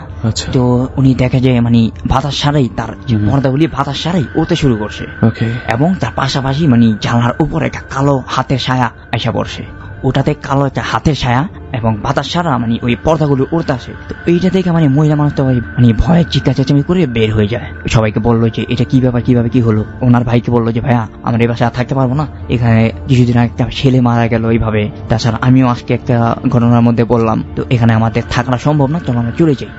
পরে ওখান থেকে তারা চলে আসে। Good decision. ওই জায়গাটা তো ভাইয়া এখন তো কেউ নাই, এখন তো পুলিশের হেফাজতে আছে, যেটা বললাম যে সেনাবাহিনী ছাড়াবাড়ি অবস্থায় আছে, আনসাররা এটা ভাড়া দেয়। মানে ওই যে পুলিশের আনসার, তারা মানে যে জায়গাটাতে শোয়, মাঝরাতে শব্দ পায় যে মানে কোনো মেয়ে মানে গান গাইতে চলছে, বা নুপুরের যে শব্দটা সেটা হচ্ছে। উনি মানে মনে করলো যে হয়তো আশেপাশ থেকে আসতে। তো প্রথম দিন এটাকে আর কেয়ার করে নাই। দ্বিতীয় দিন একই সময় একই জায়গাতে ওই শব্দটা আবার মানে মেয়ের যে গান গাওয়ার শব্দটা, যে আমরা বেহুলা বলি না, বেহুলা বাজানো এবং নুপুরের শব্দ আসতে আসে। তো উনি আরেকজনকে বললো যে ভাই, গতকালকে আমি এই শব্দটা পাইলাম, এই সময় যদি কেউ গান গায় বা প্র্যাকটিস করে, এত রাতে তো করবে না, রাত বাজে 3টা এখন। আর তার চেয়েও বড় কথা, ওখানে তো কোনো পরিবার বা ফ্যামিলি কেউ থাকে না, লোক নেই, একটাই বাড়ি ছিল কলোনিটা, সারা বাড়ি। তার পাশে একটা আলুর কোলেস্টোর আছে, এছাড়া আর কিছু নেই। তো বললো যে কি হতে পারে আমি তো জানি না, তো দেখো খুঁজা খাইজা দেখো কোথাও কি আছে। তো উনি গেট খুইলা মানে ওই বন্ধ বাড়িটাতে কলোনিটা আছে দ্বিতীয় তলাতে উঠলো। তো দ্বিতীয় তলায় ওঠার পর দেখে যে শব্দটা তৃতীয় তলা থেকে আসছে। যখন তৃতীয় তলায় যায় তো মানে তৃতীয় তলায় গিয়ে দেখে যে শব্দটা আসতেছে ছাদে থেকে। নুপুরের শব্দ মানে উনি যত উপরে ওঠে শব্দটা তত বাড়ে। তো যখন ছাদে চলে গেল তখন ছাদে গিয়ে দেখে যে কই সবকিছু স্বাভাবিক। ওই বাচ্চাটা যে জায়গাতে মরে গেছিল না সেখানে দেখে যে মানে একটা বাচ্চা বসে আছে প্রতিবন্ধী টাইপের। মানে উনি তো জানা যে এখানে কি হয়েছে কি করছে। বাচ্চাটাকে দেখে বল ওই তুই কোথা থেকে আসলি, মনে করলো চোর টোর হবে বা কি হবে কিছু হবে কোথা থেকে। মানে ওই বাচ্চাটা মানে ওই পুলিশের দিকে তাকায় হাসতেছে, মানে তার ওই যে মাথায় যে গাড়া ছিল তো রড ওইভাবে ওই গাড়ানো অবস্থা ভাইয়া ভাইয়া গলা দিয়ে পড়তেছে। পরে উনি আরেকজনকে পিছনে লাইটটা মারলো, মানে পিছনে লাইটটা মারে সামনে থাকা থেকে বাচ্চাটা সেখান থেকে বেরিস। উনি বলে কি ব্যাপার ওই বাচ্চা কোথায় গেল, এখানে যাওয়ার কোনো জায়গা নাই, চারপাশে তো অনেক উঁচু একটা পাঁচতার একটা কলোনি, ভাব দিবে কিভাবে গেল কই। তো হঠাৎ করে যখন ওই শব্দটা মানে নুপুরের শব্দ থাইমা যায় তখন উনি ব্যাক করবো মানে জোরে ভয়ে ব্যাক করে নাইমা আসার সময় দেখে যে ওই মেয়ের হাসি আর নুপুরের শব্দ বেড়ে গেছে। উনি পিছনে তাকায় দেখে যে ভাইয়া কয়েকটা মেয়ে মানে নুপুর পয়রা তার দিকে আগায় আসতেছে, চুলগুলি সারা অবস্থা মাথা থেকে পা পর্যন্ত চুল, সাদা পোশাক পরা, তার দিকে আগায় আসতেছে। সে মানে ভয়ে মানে কোন দিকে দৌড় দিবে দিশা পাইতেছে, জোরে দৌড় দিয়ে মানে নিচেই পড়ে গেছে, ছাদ থেকে নিচে পড়ে গেল উনি। হ্যাঁ মানে নিচে পড়ে যাওয়ার পর উনি দেখে যে উনি নিচে পড়ে গেছে। পরে ওই সাথে যিনি ছিলেন আর কি, হ্যাঁ মানে উপরে যে সিঁড়ি দিয়ে নামছে না উনি দেখে উনি নিচে পড়া। পরে উনি তাড়াতাড়ি ওনাকে রাতের বেলায় হসপিটাল পাঠায় দেয়। পরে হসপিটাল থেকে ওনার পরবর্তীতে কি হয়েছে এটা আসলে ইম্পর্টেন্ট না, ওখানে যে ছিল যে দুজন ছিল দুজনই কি বাচ্চাটাকে দেখেছে? হ্যাঁ দুজনে বাচ্চাটা দেখেছে। মানে উনি যখন পিছ থেকে লাইটটা মারছে যে কি ব্যাপার তখন দেখলো যে বাচ্চাটা নাই। আনসারের দিকে তাকায় যখন সামনে তাকায় তখন বাচ্চাটা নাই। মানে সোজা কথা যখনই আলোর ব্যাপারটা এসেছে বাচ্চাটা নাই হয়ে গেছে। এবং আরেকজন বাচ্চাটা কোথায় গেছে এখান থেকে তো কোথায় যাওয়া সম্ভব না, ওইটা দেখতে গিয়ে সে খুব সম্ভবত একদম কর্নার পর্যন্ত চলে গেছে দেখার জন্য, হয়তো একটা ছিলই মনে। রাইট, অবশ্যই সেখান থেকে হয়তো কোনো কারণে অ্যাক্সিডেন্টলি সে নিচে পড়ে গেছে। নিচে পড়ে গেছে, নিচে যাওয়ার পর হয়তো আহত হয়ে যেত, এই জন্য হসপিটাল নিয়ে গেছে। তারপর ওখান থেকে নাকি ওনাকে বাসায় পাঠিয়ে দিয়েছে সুস্থ হওয়ার জন্য। আচ্ছা যাই হোক, ঘটনা হচ্ছে যে এই ঘটনাটা মানে ঘটেছে, এটা হচ্ছে বড় ঘটনা। মানে পুরো কলোনিতে মানে মানুষ থাকাকালীনই যেই ধরনের ঘটনা ঘটেছে, একটা বাচ্চা বিভৎসভাবে মারা গেছে। উনি যখন যেই ঘটনাটা বলছিল না, ওনার ঘটনাটা শুনতে শুনতে এরকম আসলে বাসা বাড়িতেও যে এই ধরনের কত ঘটনা আছে। হঠাৎ ফেসবুকে আমাকে বেশ কিছুদিন আগে একজন একটা ইনবক্স করেছিল যে সে ইংল্যান্ডে থাকে, লেখাপড়া করে, তার নাম হচ্ছে জিতু। আচ্ছা, আমাকে বলেছে যদি সে বাংলাদেশে যদি আসে তাহলে অবশ্যই ডর টিমের একটা যাত্রায় সে যোগ দিতে চায়। তো একটা ঘটনা সে লিখে পাঠিয়েছিল, সে ওখানে গেছে প্রায় কয়েক বছর হয়ে গেছে। তো ওখানে স্বাভাবিক স্টুডেন্টরা লেখাপড়ার খরচটা অধিকাংশ বাঙালিরা মানে উপার্জন করে তারপর চলে, তাদের টাকা পয়সাটা একটু লিমিটেড থাকে। তো অনেক কষ্টে তারা বিভিন্ন জায়গায় খুব কষ্ট করে থাকছিল, একটা থাকার জায়গা ম্যানেজ করতে পারছিল না। তো অনেকদিন খোঁজাখুঁজির পর তারা খুব অল্প টাকায় একটা রুম পায় থাকার জন্য। টাকা অল্প, সো তার আর কোনো কিছু চিন্তা না করে একদম লুফে নেয়। তো ঘটনা হচ্ছে প্রথম মাসটা খুব স্বাভাবিকভাবেই তাদের কেটেছে। তো দ্বিতীয় মাস থেকে তারা একজন মানে খেয়াল করলো কি একটা ঘটনা, একদিন রাতের বেলা সে ওয়াশরুমে গেছে। আচ্ছা, ওয়াশরুমে যে সে মানে মুখ টুক ধুয়ে বের হবে, তো এমন সময় সে খেয়াল করছে যে মানে তাদের যে আয়নাটা আছে আয়নার মধ্যে একটা ব্লাডের মতো একটা দাগ দেখা যাচ্ছে। তো সে বুঝে নাই যে কি সে আবার হাত দিল কিনা, তার কোথাও কেটে কেটে গেছে কিনা সেটা দেখার জন্য। তো ভালো করে চেক টেক করে দেখলো যে না, কোনো ধরনের কোনো কিছু ইয়ে নাই। তারপরে সে জাস্ট এটা গ্লাস থেকে ব্লাডটা মুছে দিয়ে সে বের হয়ে গেছে।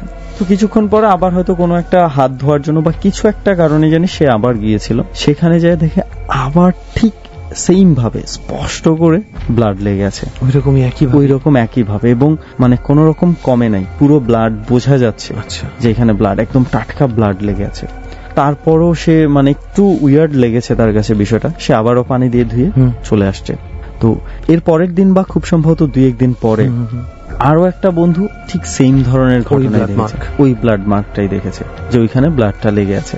তারপরে দেখা গেছে যে এই ঘটনাটা ফ্রিকুয়েন্টলি ঘটছে, মানে এমন কিছু ঘটছে ঘুমের মধ্যে তারা মানে ঘরের মধ্যে কোনো কিছুর অস্তিত্ব টের পাচ্ছে, আচ্ছা, যে কেউ হয়তো হাঁটাহাঁটি করছে কিন্তু কোনো কিছু দেখতে পাচ্ছে না। এবং এই ধরনের ঘটনাগুলো দেখে তারা শেষ পর্যন্ত মানে ওখানে থাকার মতো আর সাহস করে নাই, তারা সেই বাসাটা ছেড়ে দিয়ে তারা অন্য জায়গায় শিফট হয়ে যায়। আসলে এই ধরনের ঘটনা অনেক ঘটে। আর আরেকটা জিনিস আমি যেটা হঠাৎ করে এখন মনে পড়লো, তুই ফেসবুকের কথা বলায়, ফেসবুকে কিছু মেয়ে শ্রোতা আমাদের ডর অনুষ্ঠানে আসতে যাচ্ছে, তাদের স্টোরি আছে, তাদের কিছু ঘটনা ঘটেছে লাইফে, সেটা শেয়ার করার জন্য। কিন্তু দোস্ত আমি সাহস পাচ্ছি না কোনো মেয়ে শ্রোতাকে আনতে, কারণ আমরা লাস্ট টাইম যখন এনেছিলাম তখন ফেসবুকে যে পরিমাণ বাজে কথা এবং গালাগালি আমাদেরই শ্রোতা বন্ধুরা করেছিল, এবং সবচেয়ে কষ্টের ব্যাপার হচ্ছে যারা গালাগালি করেনি তাদেরকে আমি প্রতিবাদও করতে দেখিনি। এটা ছিল আমার জন্য সবচেয়ে কষ্টকর, যে যারা আমাদের পছন্দ করে, যারা আমাদের ডর অনুষ্ঠানটা শোনে, যারা আমাদের ভালোবাসে, যাদেরকে আমরা ভালোবাসি, যাদের জন্য আমরা ডর তৈরি করি, যাদের জন্য এত কষ্ট করে এত জায়গা থেকে এত দূর দূর থেকে আমরা অতিথি নিয়ে আসি, এত দূরে দূরে তাদেরকে নিয়ে যাই, সেই মানুষগুলো কেউ প্রতিবাদ করেনি। আর সবচেয়ে বড় কথা হচ্ছে ডর হচ্ছে এমন একটা প্ল্যাটফর্ম, যে কেউ এসে, ছেলে মেয়ে যে কেউ এসে তাদের মানে ঘটনা শেয়ার করতে পারে, সবার জন্য এটা ওপেন। সো আমরা সেই ঘটনাটা, আমি জাস্ট ভীত, আমি ভয় পাই, কারণ সেই মেয়েগুলোকে আমি নিয়ে এসেছিলাম। ডরে যে আসে সেই আমাদের ভাই বোন, তো আমার বোনকে নিয়ে কেউ উদ্ভট উল্টাপাল্টা কথা বলবে, ইভেন তোকে আমাকে মিলিয়ে বিভিন্ন রকম। আসলে এই ধরনের মেন্টালিটির অনেক মানুষ, আমরা সাধারণত কিছুদিন আগে মানে এটা বাংলাদেশের সবাই জানে, এটা পত্র পত্রিকায় অনেক ভাবে এসেছে, একজন ক্রিকেটার তার বোনকে নিয়ে ছবি দেওয়ার পরেও, ওয়াই cricketer, let's say the name, Nasir Hossain তার বোনকে নিয়ে ছবি দিয়েছে। কি ধরনের বিকৃত মন মানসিকতার মানুষ আসে যে বাজে বাজে কমেন্ট করেছে। নাসির হোসেন বাধ্য হয়েছে ডোন্ট ফলো মি, এটা সে প্রোফাইলে দিয়েছে। আমি আমার পেজে কি পরিমাণ কষ্ট পেয়ে একটা মানুষ এই ধরনের করতে পারে। সেম কাজটা মাশরাফি বিন মুর্তজার সাথেও কিন্তু কিছুটা হলেও হয়েছে। মাশরাফি বিন মুর্তজার সাথে তার ওয়াইফের ছবিতেও উদ্ভট কিছু কমেন্ট আসাতে সে কিন্তু তার পেজ বাংলাদেশিদের জন্য স্পেশালি বন্ধ করে রেখেছিল। এর চেয়ে অসম্মানের আর কিছু হতে পারে না বাংলাদেশিদের জন্য। সো আমি জানি ডর ইজ নট দ্য প্ল্যাটফর্ম যেখানে আমরা এই ধরনের কথাগুলো বলবো, বাট যেহেতু ডরের সাথে রিলেট করেও এই ঘটনা ঘটেছে, আমি যারা এগুলো করেছে তাদেরকে আমি মানা করব না, তারা এমনই, তারা সারা জীবন এমন করবে, হয়তোবা কখনো বদলাবে না। আমি রিকোয়েস্ট করব যারা ভদ্র লোক আছেন, ভদ্র পরিবার থেকে এসেছেন, ডর শুনছেন, বা যে কোনো এফএমএ, যে কোনো টিভিতে, যে কোনো ফেসবুকে পাবলিক্যালি যারা কমেন্ট করেন বা লাইক দেন, তাদেরকে বলবো একটু এগিয়ে আসেন, আমাদের সাথে প্রতিবাদ করেন। এটা আমার আপনাদের প্রতি রিকোয়েস্ট। এবং যারা এই ধরনের কমেন্টস গুলো করছেন, আমাদের ডর নিয়ে যে কোনো ধরনের কমেন্টস আপনারা করতে পারেন, ডরের সমালোচনা করতে পারেন, এবং এটা আমরা আমাদের সমালোচনা করতে পারেন, যে কোনো সমালোচনা আপনারা করতে পারেন, আমরা অবশ্যই সেটা অ্যাকসেপ্ট করব এবং এটা আমরা ভালোভাবেই দেখব আমাদের সমালোচনা। কিন্তু এই ধরনের বাজে বাজে কমেন্টস করাটা শুধুমাত্র কিছু মেয়ে গেস্ট ডরে এসছে বলে, এটা আমরা মনে করি একটা বিকৃত মন মানসিকতার কাজ। তো যাই হোক, সেই সব বিকৃত মানুষদেরকে নিয়ে মনে হয় আমরা ডরে কথা বলে সময় নষ্ট করতে চাই না। এই বিকৃত মানুষদের সংখ্যা সমাজে খুবই অল্প বলে আমরা বিশ্বাস করি। আমি কেন বললাম, because we have a responsibility to দোস। আমাদেরও একটা দায়িত্ব আছে। ডর যদি 500 জন মানুষও শুনে, সেই 500 জনের মধ্যে 200 জন যদি এমন না করে, তাহলে আমাদের জন্য ভালো হবে। আমাদের এবিসির পেজে ফালতু কমেন্টস পড়বে না, এটাই আমার চাওয়া। সো এখন থেকে আশা করি সবাই একটু নিজের বিবেক বোধ, রুচি বোধ, মন মানসিকতার পরিচয়টা আপনি একটা কমেন্টস করার আগে সেটা অবশ্যই মানে চিন্তা করে নেবেন যে আপনি যে কমেন্টসটা করছেন, যে কমেন্টটা আপনি দিচ্ছেন, সেই কমেন্টটার থ্রুতে আমরা আপনাকে চিনছি, আপনার পরিবারকে চিনছি, আপনি কিভাবে মানুষ হয়েছেন সেটাও আমরা বুঝতে পারছি। যাই হোক, আমরা একটু ভিন্ন দিকে গিয়েছিলাম, যদিও ঘটনাটা অনেকটা রিলেটেড ছিল। আমরা অনেক বড় একটা আমরা চেয়েছিলাম বিষয়টা হয়তোবা কারোর সাথে আমরা শেয়ার করব না, শেষ পর্যন্ত আমরা যেহেতু ফ্যামিলি, আমরা সবার সাথেই শেয়ার করতেই পারি। আমি সেদিন পোস্ট রিমুভ করতে বাধ্য হয়েছি। তো যাই হোক, এবার সাইফুল ভাইয়ের কাছে তো আমরা শুনলাম। সাইফুল ভাই, তো এই ছিল আপনার ঘটনাগুলো। হ্যাঁ রেহান ভাই, সুমন ভাই, আপনাকে অনেক অনেক ধন্যবাদ আমাকে আরো একবার ডরে সুযোগ করে দেওয়ার জন্য। আমার কাছে আরো একটা ব্ল্যাক ম্যাজিক টাইপের একটা ঘটনা আছে। ওকে, ব্ল্যাক ম্যাজিক নিয়ে আপনার ঘটনা আছে? যেটা শোনার পরে অনেকে এই কাজটা হয়তো বা করবে না। অবশ্যই, বাট আমরা আজকে নয়, অন্য কোনো এক যাত্রায় এই ব্ল্যাক ম্যাজিক নিয়ে কিছু ব্ল্যাক ম্যাজিশিয়ান নিয়ে যদি সম্ভব হয় তাদেরকে সহ আপনাকে নিয়ে আমরা কোনো একটা যাত্রায় যাব। ততক্ষণ পর্যন্ত লিসনারদের একটু অপেক্ষা করতে হবে। এবং আমরা এই থ্রুতে একটু এটাও বলে নিতে চাই, যারা ব্ল্যাক ম্যাজিক করেছেন কিংবা করে থাকেন কিংবা আপনাদের কোনো ধরনের কোনো অভিজ্ঞতা আছে, যোগাযোগ করতে পারেন আমাদের সঙ্গে। অবশ্যই আমরা আপনাদের সঙ্গে আরো মানে ডিটেইলস এগুলা নিয়ে আলোচনা করতে চাই, জানতে চাই এটার পেছনের ঘটনাটা কি হয়েছে, জানাতে চাই সবাইকে।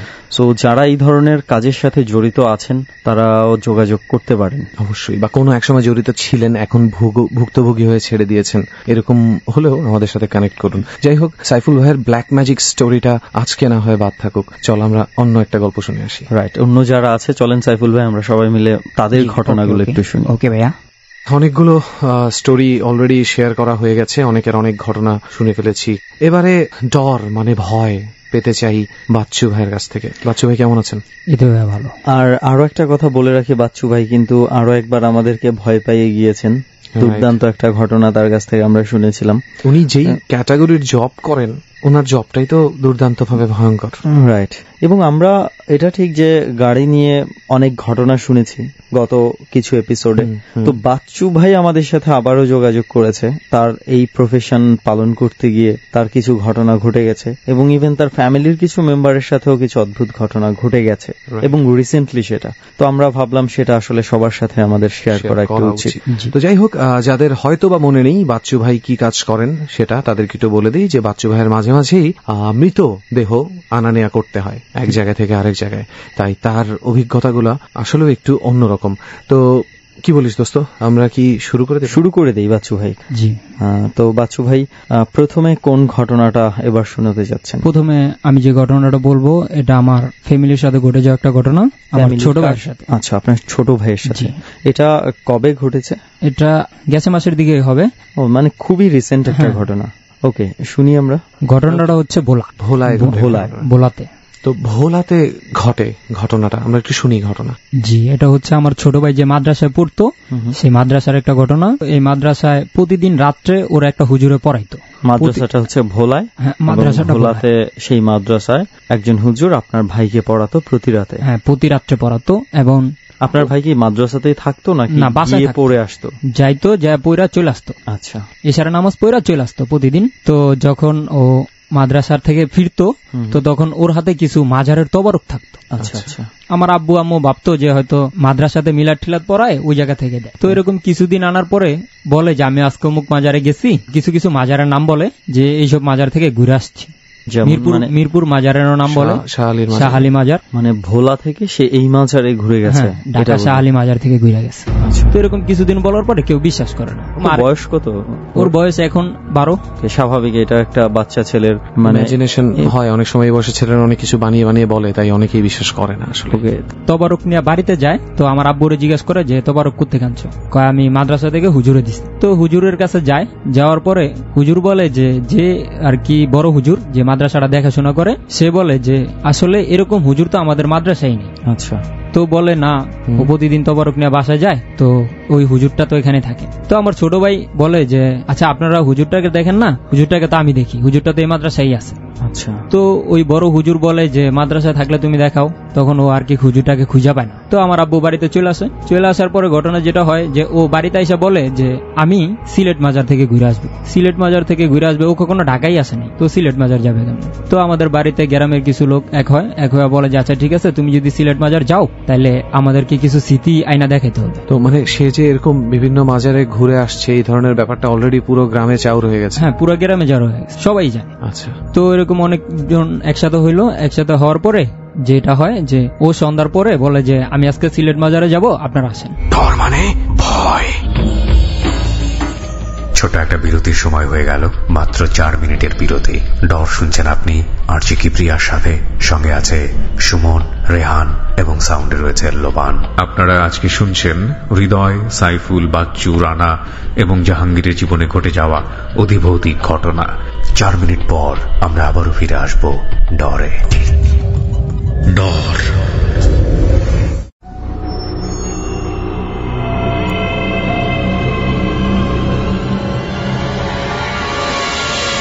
ডর মানে ভয়।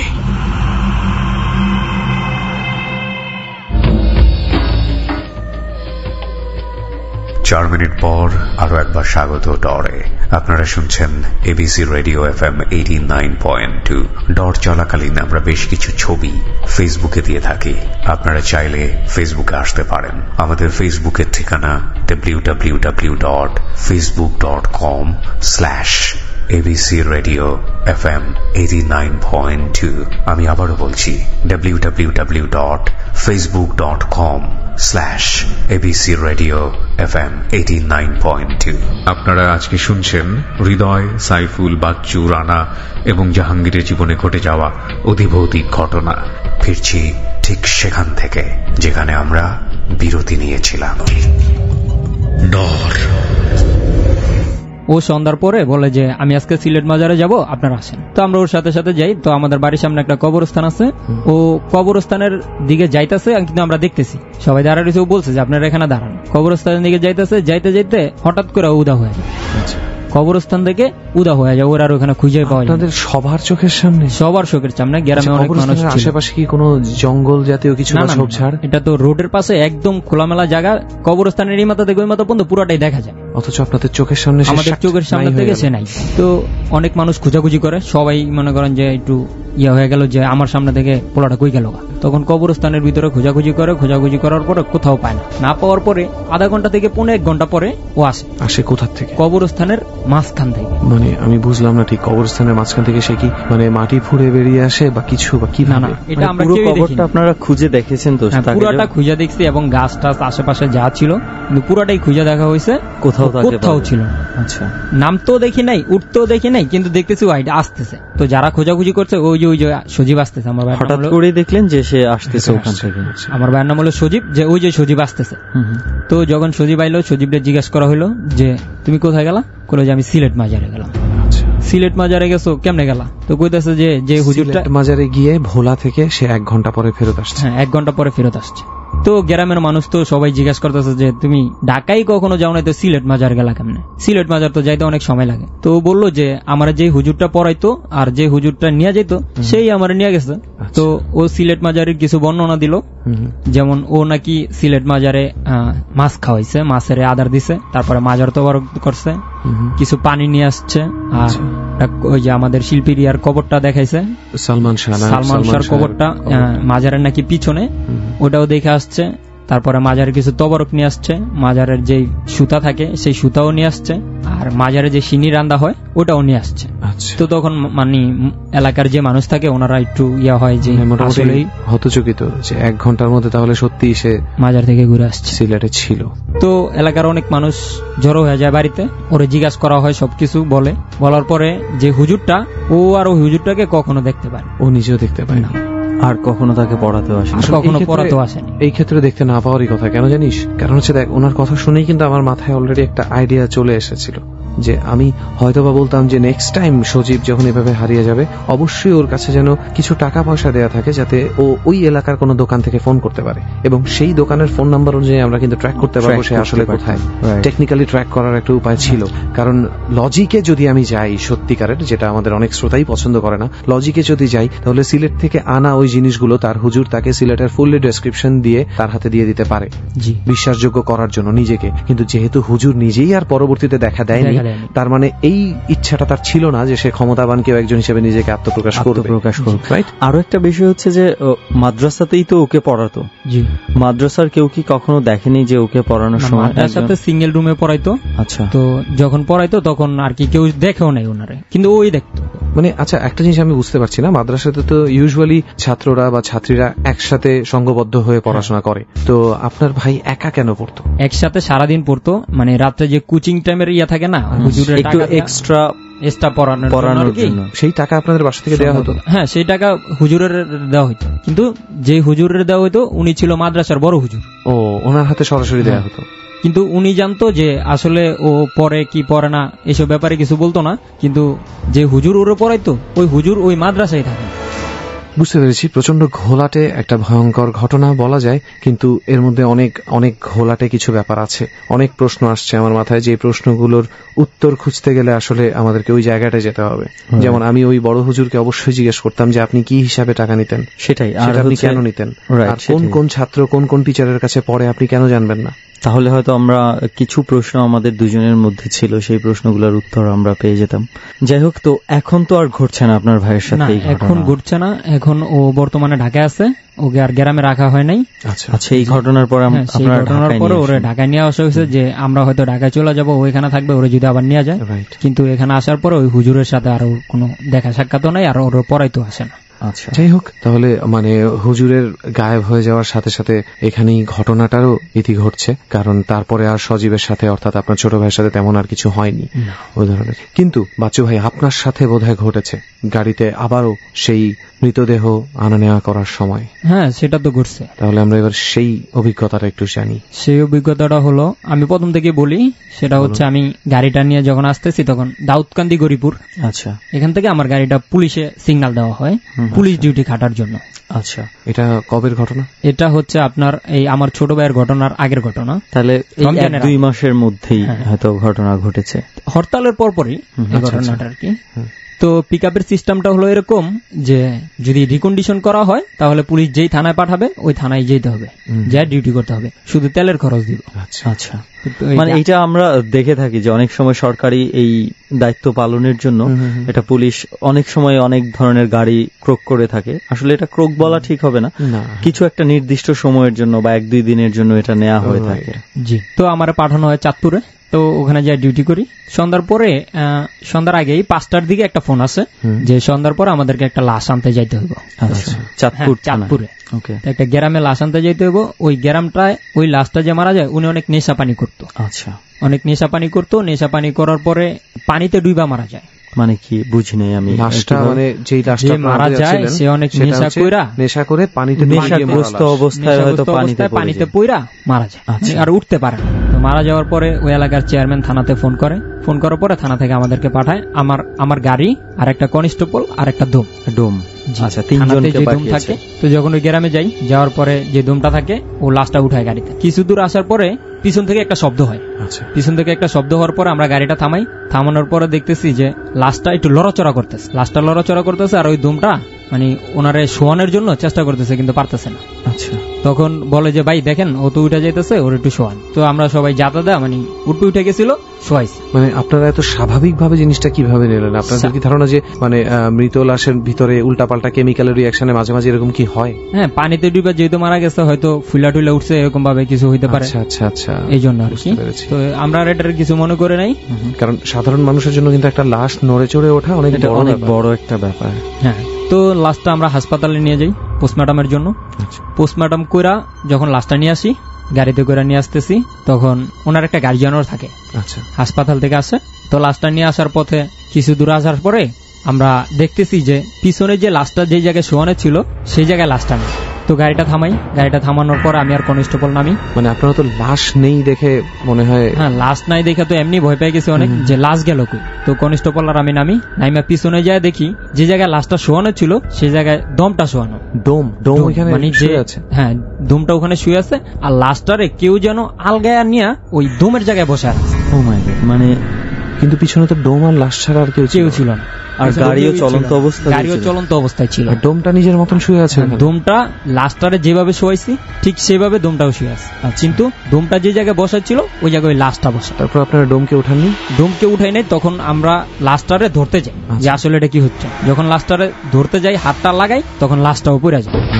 মানে যে বসা ছিল লাশটাও পড়ে যায়। তো যখন লাশটা পড়ে যাচ্ছিল তখন ডোমটা উঠে তাকে ধরেনি? ডোমটা ধরবো কই থেকে? ডোমটা তো মইরাই ওই জায়গায় পড়া ছিল। মানে কি? মানে সে শুয়েছিল না মরে গেছে? হ্যাঁ, মরেই ওই জায়গায় পড়ে আছে। যে জায়গায় লাশটা শোয়াইছিলাম সেই জায়গায় ডোমটা অলরেডি ডেড, ওই জায়গায় পড়ে আছে। আর যখন লাশটারে ধরতে যাই তখন লাশটা ওই জায়গায় পড়ে যায়, দুজনই ডেড। তখন এই অবস্থায় আমরা তো অনেক ভয় পেয়ে যাই। ভয় পেয়ে যাওয়ার পরে যে আর কিছু না কইরা, আশেপাশে কোনো মানুষজন ছিল না, তখন আমরা থানার উদ্দেশ্যে চলে যাই। সরাসরি থানায় চলে যাই, কারণ অনেক ভয় পেয়ে গেছি যে হয়তো আমাদের দোষ দেবে। কারণ ডোমটা তো সুস্থ স্বাভাবিকই ছিল। হ্যাঁ, ডোমটা তো সুস্থ স্বাভাবিক ছিল। লাশটা গ্রাম থেকে নিয়ে আসলো, হাসপাতাল থেকে উঠাইলো, আমাদের সাথে কথা বললো। এরপরে কি কোনোভাবে কোনো কারণ বের হয় না আসলে ডোমটা কিভাবে মারা গেছে? এটা ওনাদের জানার কথা না। এটা হচ্ছে ভাইয়া, যখন আমি লাশটা যখন থানায় নামানো হয় তখন ওই কনস্টেবলটা বলে যে ওর অনেক কষ্ট হয়েছে, ওরা ছেড়ে দেয়। তখন আমি গাড়িটা নিয়ে চলে আসি। আচ্ছা, আপনাকে তখন ছেড়ে দেওয়া, রিলিফ দেওয়া হয়, যেহেতু আপনার গাড়িও একদিনের জন্য করা হয়েছিল। আচ্ছা, এই আপনাকে এমনি একটা প্রশ্ন করি, আপনি নিজের মতন করে উত্তর দেন। এই যে ঘটনাটা ঘটলো যে গাড়িটার পেছনে, সেই গাড়িটাই আপনি আবার একা একা চালাতে চালাতে যাচ্ছেন, আপনার কি ভয় লাগে না? ভয় তো লাগে ভাইয়া। খুব ভয় লাগলে কি করেন? খুব ভয় লাগলে কিছু কিছু জায়গা আছে যেরকম মনে করেন ভয়ের জায়গা, এই সমস্ত জায়গায় গেলে ভয় করে, কিন্তু আমার কাজটাই এরকম, যাইতেই হয়। আসলে তখন ভয়কে জয় করা ছাড়া কোনো উপায় থাকে না। তারপরে মানে আমি কেন এটা বললাম যে অনেকেই বলতে চায় যে আমার ভয় নেই। একেবারে ভয় না থাকাটা কিন্তু সাহসিকতা না, এটা বোকামি। ভয় থাকলেই মানুষ সাবধান থাকে। একটু আগে মানে বাচ্চু ভাইকে যে প্রশ্নটা করলি না যে ভয় পাওয়ার পরেও যেতে হচ্ছে, তোর আর আমার এমন অনেক এক্সপিরিয়েন্স আছে যে যেখানে আমরা ভয় পেয়েছি কিন্তু তারপরেও যেতে হয়। রাইট, এই কারণেই জিজ্ঞেস করলাম যে বাচ্চু ভাইয়ের আমাদের মতনই অবস্থা অনেকটা, যে তাকেও সেই কাজটা করতেই হচ্ছে যেটা হয়তো বা ভয় লাগলেও লাগতে পারে। তবে ধন্যবাদ বাচ্চু ভাই, আপনি ডরের মাধ্যমে এমন কিছু ঘটনা আমাদের লিসনারদের সাথে এবং আমাদের সাথে শেয়ার করেছেন যেটা শুনলে আসলেও গা শিউরে ওঠে। জি ভাইয়া, একটা কথা বলতে চাই, যেমন আমাদের মতো অনেকেই আছে যে ঘটনাগুলা বলতে চায় কিন্তু বলতে পারে না, যেমন ফোন করতে চায় না, বা ফোন করলে দেখা যাচ্ছে যে ওনাদেরকে ফোন দেওয়া হয় না।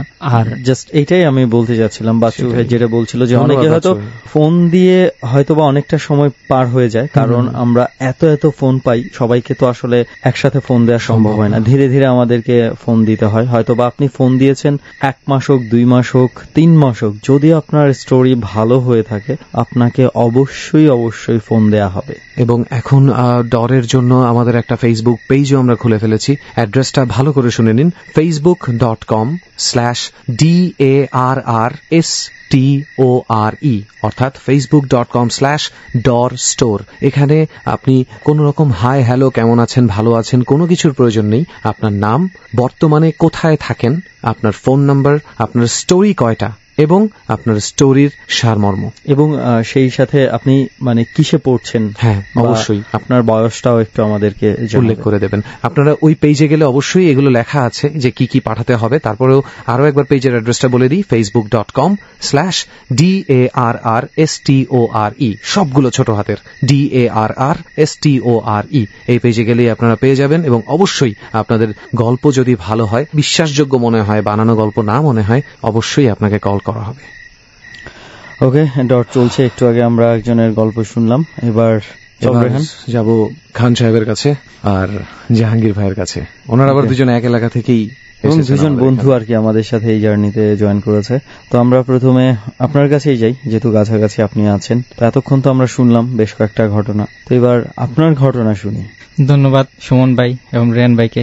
তার আগে আপনাকে তো রেহান খান বলেছে, কোন খান, পরিচয়টা ভালো করে আপনার? আমি হৃদয় খান রানা। আপনি কি করছেন এখন? আমি উত্তরা পলিটেকনিক ইনস্টিটিউটে কম্পিউটারের উপর ডিপ্লোমা করছি। আচ্ছা, সবাইকে যেটা প্রশ্ন করি আপনাকেও করি যে আপনার সাথে নিশ্চয়ই কোনো অস্বাভাবিক ঘটনা ঘটেছে, রাইট? হ্যাঁ অবশ্যই। তো সেই ঘটনাটা ঘটার আগে পর্যন্ত আপনি কি বিশ্বাস করতেন এমন কিছুতে, অলৌকিকতায়? ভূত প্রেতের প্রতি আমার কখনো বিশ্বাস ছিল না, তবে একটা জিনিস বিশ্বাস করতাম যে জিন পরি এগুলো আছে পৃথিবীতে। যখন ঘটছে তখন বিশ্বাস ভিতরে আসছে আর কি আমার। আচ্ছা, তাহলে আমরা সরাসরি ঘটনায় চলে যাই। কি ঘটেছিল আপনার সাথে, কবে এবং কোথায়? ঘটনাটি ঘটছে আমার সাথে আমার রুমে। আচ্ছা, তো আপনার রুমে? এটা কি কোথায়, আপনি যেখানে থাকেন? মানে ঢাকাতেই? হ্যাঁ, ঢাকাতেই ঘটছে। আচ্ছা, 5 বা 4 মাস এরকম হবে। আচ্ছা। তো একদিন সকালবেলা আমি শুয়ে রয়েছি, ঘুম থেকে ওঠার পরে শুয়ে রয়েছি। তো তখন সকাল আনুমানিক 6টা বা 5:30 এরকম হবে। তো হঠাৎ করে দেখলাম যে উপর থেকে কালো কি একটা যেন নেমে আস্তে আস্তে আসতেছে। ওটা দেখলাম যে আস্তে আস্তে আমার বিছানার পাশে বসছে। পাশে বসার পরে যখন আমি, আকৃতিটা কি মানুষের মতো ছিল? ওটা ভাইয়া চেহারা দেখা যাইতেছে না। আমি চেহারা দেখতে যাওয়ার আগে যখন ওটার দিকে তাকাবো তখন ওটা আমার গলার মধ্যে চাপদা ধরছে। ওটা এখন রুমে কি আপনি একাই? হ্যাঁ, আমি রুমে একা ছিলাম। আমার ওয়াইফ ছিল কিচেনে, রান্নাঘরে রান্না করতেছিল। তো যখন গলার মধ্যে চাপ দিয়ে ধরছে, আমি নিঃশ্বাস নিতে পারতেছি না। আমি এক পর্যায়ে মনে মনে চিন্তা করছিলাম যে ওটা বোবা হবে কিনা। যখন বুঝতে পারলাম ভাইয়া বোবা না, তখন আমার ভিতর একটা ভয় জিনিস কাজ করতেছে। কিভাবে বুঝতে পারলেন যে এটা বোবা না? কারণ বোবায় ধরলে আপনার সাধারণত বুকের উপর বৈশা কিন্তু বোবা কিন্তু ধরে, মানুষের বুকের উপর ভর দিলে বোঝা যায় যে একটা পাহাড় সমান ভর। ওটা বোবা ছিল না। তো যখন ধরছে তখন আমি শৈলে মনে করেন লড়াইতে যেতেছি, লড়াতে পারতেছি, যখন দেখতেছে যে আমি বেশি লাড়ালাড়ি করতেছি তখন ওটা কি হচ্ছে সরাসরি আমার পুরো শরীরে এফেক্ট করছে, মানে আমার পেটের উপরে আইসা বসছে। যখন পেটের উপরে আইসা বসছে তখন দেখে যে আমি আরো শরীর লাড়াতে পারতেছি, তখন ওটা কি করছে আমাকে 2 হাত দিয়ে মানে শূন্যে তুলছে, শূন্যে তুললা মানে পাশে ফ্লোর ছিল, ফ্লোরের মধ্যে 2 হাত দিয়ে আছাড় মারছে। আছাড় মারার পরে আমি তখন 100% জাগ্রত অবস্থায় আছে। হ্যাঁ 100% জাগ্রত অবস্থায়। আমার এটা কল্পনা একটা কালো ছায়া আপনাকে উঠিয়ে ফেলে দিল। হ্যাঁ ভাইয়া, যখন আমাকে ফ্লোরের মধ্যে আছাড় মেরে ফালাইছে, সাধারণত একটা মানুষকে আছাড় মারলে কিন্তু ভাইয়া অনেকে শুয়ে পড়ে, বসে পড়ে, আমি কিন্তু শুয়ে বা বসে পড়িনি, আমি দাঁড়ানো অবস্থায় ছিলাম। এটা কিভাবে সম্ভব?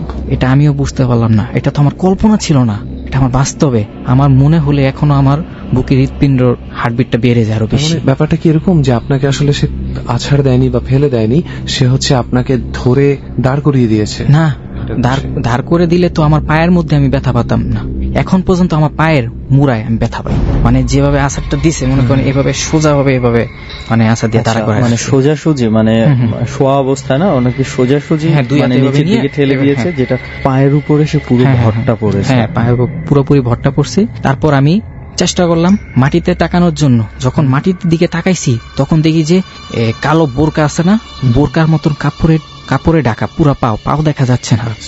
আর উপরের দিকে তাকানোর চেষ্টা করলাম মানে ফেসটা, আকৃতিটা দেখার জন্য, মানে আমি কোনো আকৃতি দেখতে পারতেছি না ভাইয়া, কোনো ফেস দেখার জন্য চেষ্টা করছি বাট দেখতে পারতেছি না, কারণ এটা আমার ঘাড়ের পিছনে এভাবে ধরে রাখছে। আচ্ছা, প্রাথমিক পর্যায়ে আমি অনেক চেষ্টা করলাম আর কি ওই জায়গা থেকে ছোটানোর জন্য, পারলাম না। অনেক চেষ্টা করলাম ফেস দেখার জন্য, সেটাও পারলাম না। তো এক পর্যায়ে যখন আমার ওয়াইফ মানে ওটা দেখতেছে যে আমার ওয়াইফ আমার রুমে ঢুকবে, তখন ওটা কি করলো, আমাকে আস্তে আস্তে আবার 2 হাত দিয়ে আঙিয়ে বিছনার মধ্যে শোয়া ওটা আস্তে আস্তে নাই হয়ে গেছে। তারপর যখন আমার ওয়াইফ আমার রুমে আসলো, আসার পরে দেখলো, বুঝলো কিভাবে যে আপনার ওয়াইফ ঢুকছে রুমের মধ্যে, বা কেউ একজন থাই করা তো, মানে থাইয়ের ওই জায়গা থেকে পর্দা করানো, মানে ওই যে দেখতেছে মানে পায়ের শব্দ বা কোনো কিছু হইতেছে। আচ্ছা আচ্ছা, ওটা দেখার পরে ওটা যখনই কোনো কিছু শব্দ পেয়েছে জাস্ট আপনাকে এইভাবে বিছানায় আবার আগের মতো ভাবে মানে সেম ভাবে শোয়া ওটা আস্তে আস্তে নাই হয়ে গেছে। এই সব আপনি জাগ্রত অবস্থায়? হ্যাঁ, জাগ্রত অবস্থায়। আমার ওয়াইফ যখন আমার রুমে ঢুকছে, পুরোপুরি ঢুকার পরে যখন দেখলো যে আমার সমস্ত শরীর ঘেমে একেবারে বিচ্ছে গেছে, তখনও কি আপনার পায়ে ওই ব্যথাটা ছিল? পায়ে এখন পর্যন্ত ব্যথা আছে। আচ্ছা, এখন পর্যন্ত ব্যথা আছে। তখন আমার বলতেছে যে রুমের মধ্যে ফ্যান ছাড়া তুমি এভাবে ঘামলা কেন? আমি বলতেছি যে তুমি আমাকে আগে 1 গ্লাস পানি খাও। তারপরে পানি খাওয়ার পরে আমার ওয়াইফকে আমি সবকিছু খুইলা বলছি। পরে আমার ওয়াইফ খুব ভয় পেয়ে গেছে। ভয় পাওয়ার পরে আমাকে বিকেলবেলা আমাদের এলাকার একটা কবিরাজ আছে, খুবই কামিলদারি কবিরাজ, ওনার কাছে মানুষ বিভিন্ন রোগের চিকিৎসা পাইছে। তো আমার ওয়াইফ আমাকে ওই জায়গায় নিয়ে গেছে। নিয়ে যাওয়ার পরে উনি বলতেছে যে এখন তো আমি কিছু বলতে পারবো না, এটা বুধবার বা মঙ্গলবারে একটা ভোগ আছে, ভোগ দিয়া তারপর সবকিছু জানতে হবে।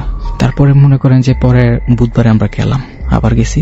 তো যাওয়ার পরে ওই কবিরাজে বলতেছে যে ওইটা একটা খারাপ জিন ছিল। ওই জিনটা আমার পিছে কিভাবে বাঁচছে সেটা হলো যে আমি একবার এক ফ্রেন্ডদের সাথে মানে শ্মশান ঘাটে গেছিলাম দুষ্টুমি করতে করতে। তো ওই জায়গায় আমরা ঘুরে, কখন গিয়েছিলাম এই মনে করেন যে মাগরিবের আজানের পরে। আচ্ছা, মাগরিবের আজানের পরে আশেপাশে খেলাধুলা করছি, তো ওটা নদীর ঘাট ছিল। ওইদিকে মনে করেন যে শ্মশান ঘাট মানে পোড়া টোড়া দিয়ে তারপর ওই জায়গা থেকে নদীতে আর কি করে দেয়। তো ওই জায়গা থেকে নাকি ওইটা আমার পিছে বাজছে। তারপরে উনি আমার একটা তাবিজ দিছে, বলছে সাথে রাখার জন্য। আজকে একটু সমস্যা কারণে তাবিজটা আমি বাড়িতে রেখে আসতে হয়েছে। তো তাবিজটা আমি রেগুলারলি ইউজ করছি, কোনো প্রবলেম হয় নাই। কিন্তু আজকে কেন আনতে পারলেন না সাথে? আজকে আনতে পারিনি হইলো ওটার মনে কিছুই নিষেধাজ্ঞা আছে, মানে কোনো একটা এলাকার বাইরে নেওয়া যাবে না, বাইরে নেওয়া যাবে না, মানে মৃত বাড়িতে যাওয়া যাবে না। ঠিক আছে, আমরা তাহলে সেই শ্মশান ঘাটে ফিরে যাই। আপনারা গোসল করতে নামলেন ওখানে, ওই জায়গায় গোসল করতে নামার পরে ওই জায়গায় মনে করেন যে আমাদের সব ফ্রেন্ডরাই আর কি ছিল আমাদের সাথে। তো হঠাৎ করে মনে করেন যে বিভিন্ন জনে বিভিন্ন সবকিছু দেখছে। এই মনে করেন যে কেউ দেখতেছে যে খালি গায়ে কোনো মুরব্বী টাইপের এই মগ বা অন্য কিছু দিয়ে শৈলে পানি ঢালতেছে। আচ্ছা, কিন্তু মাগরিবের আজানের পরে কোনো মুরব্বী মানুষ ওই জায়গায় যাবে বলে তো মনে হয় না, কারণ ওই জায়গায় সন্ধ্যার পরেই তো মানুষ যায় না, মানে বিকালবেলা থেকে যাওয়া বন্ধ। তাছাড়া এত জায়গা রেখে শ্মশান ঘাটেই বা কেন গোসল করতে হবে? কেউ ব্যবহার করে এই ঘাটটা ওই মৃত মানুষের সৎকারের পারপাস ছাড়া আর কেউ ব্যবহার করে না। ডর মানে ভয়। প্রত্যেকের জীবনে এমন কিছু না কিছু ঘটে, যেমনটা আজকে আমাদেরকে বলে যাচ্ছেন হৃদয়, সাইফুল, বাচ্চু, রানা এবং জাহাঙ্গীরের জীবনে ঘটে যাওয়া অধিভৌতিক ঘটনা। আপনার জীবনেও কখনো না কখনো ঘটেছে, হয়তো পাত্তা পেয়েছে কিংবা পাত্তা দেননি। কারো কারো জীবনে এমন ভাবে ঘটে যা সারাটা জীবন সে মনে রাখে, মনে দাগ কেটে যায়। সেরকম কিছু ঘটনা নিয়েই আপনি যদি আমাদের এই ডরে অংশগ্রহণ করতে চান, প্লিজ আমাদেরকে ফোন দিন। আমাদের ফোন নাম্বারটি হচ্ছে 09613892 আমি আবারও বলছি 09613892 আরো একটা বিরতির সময় হয়ে গেছে। ফিরবো ঠিক রাত 1টায়। ডর।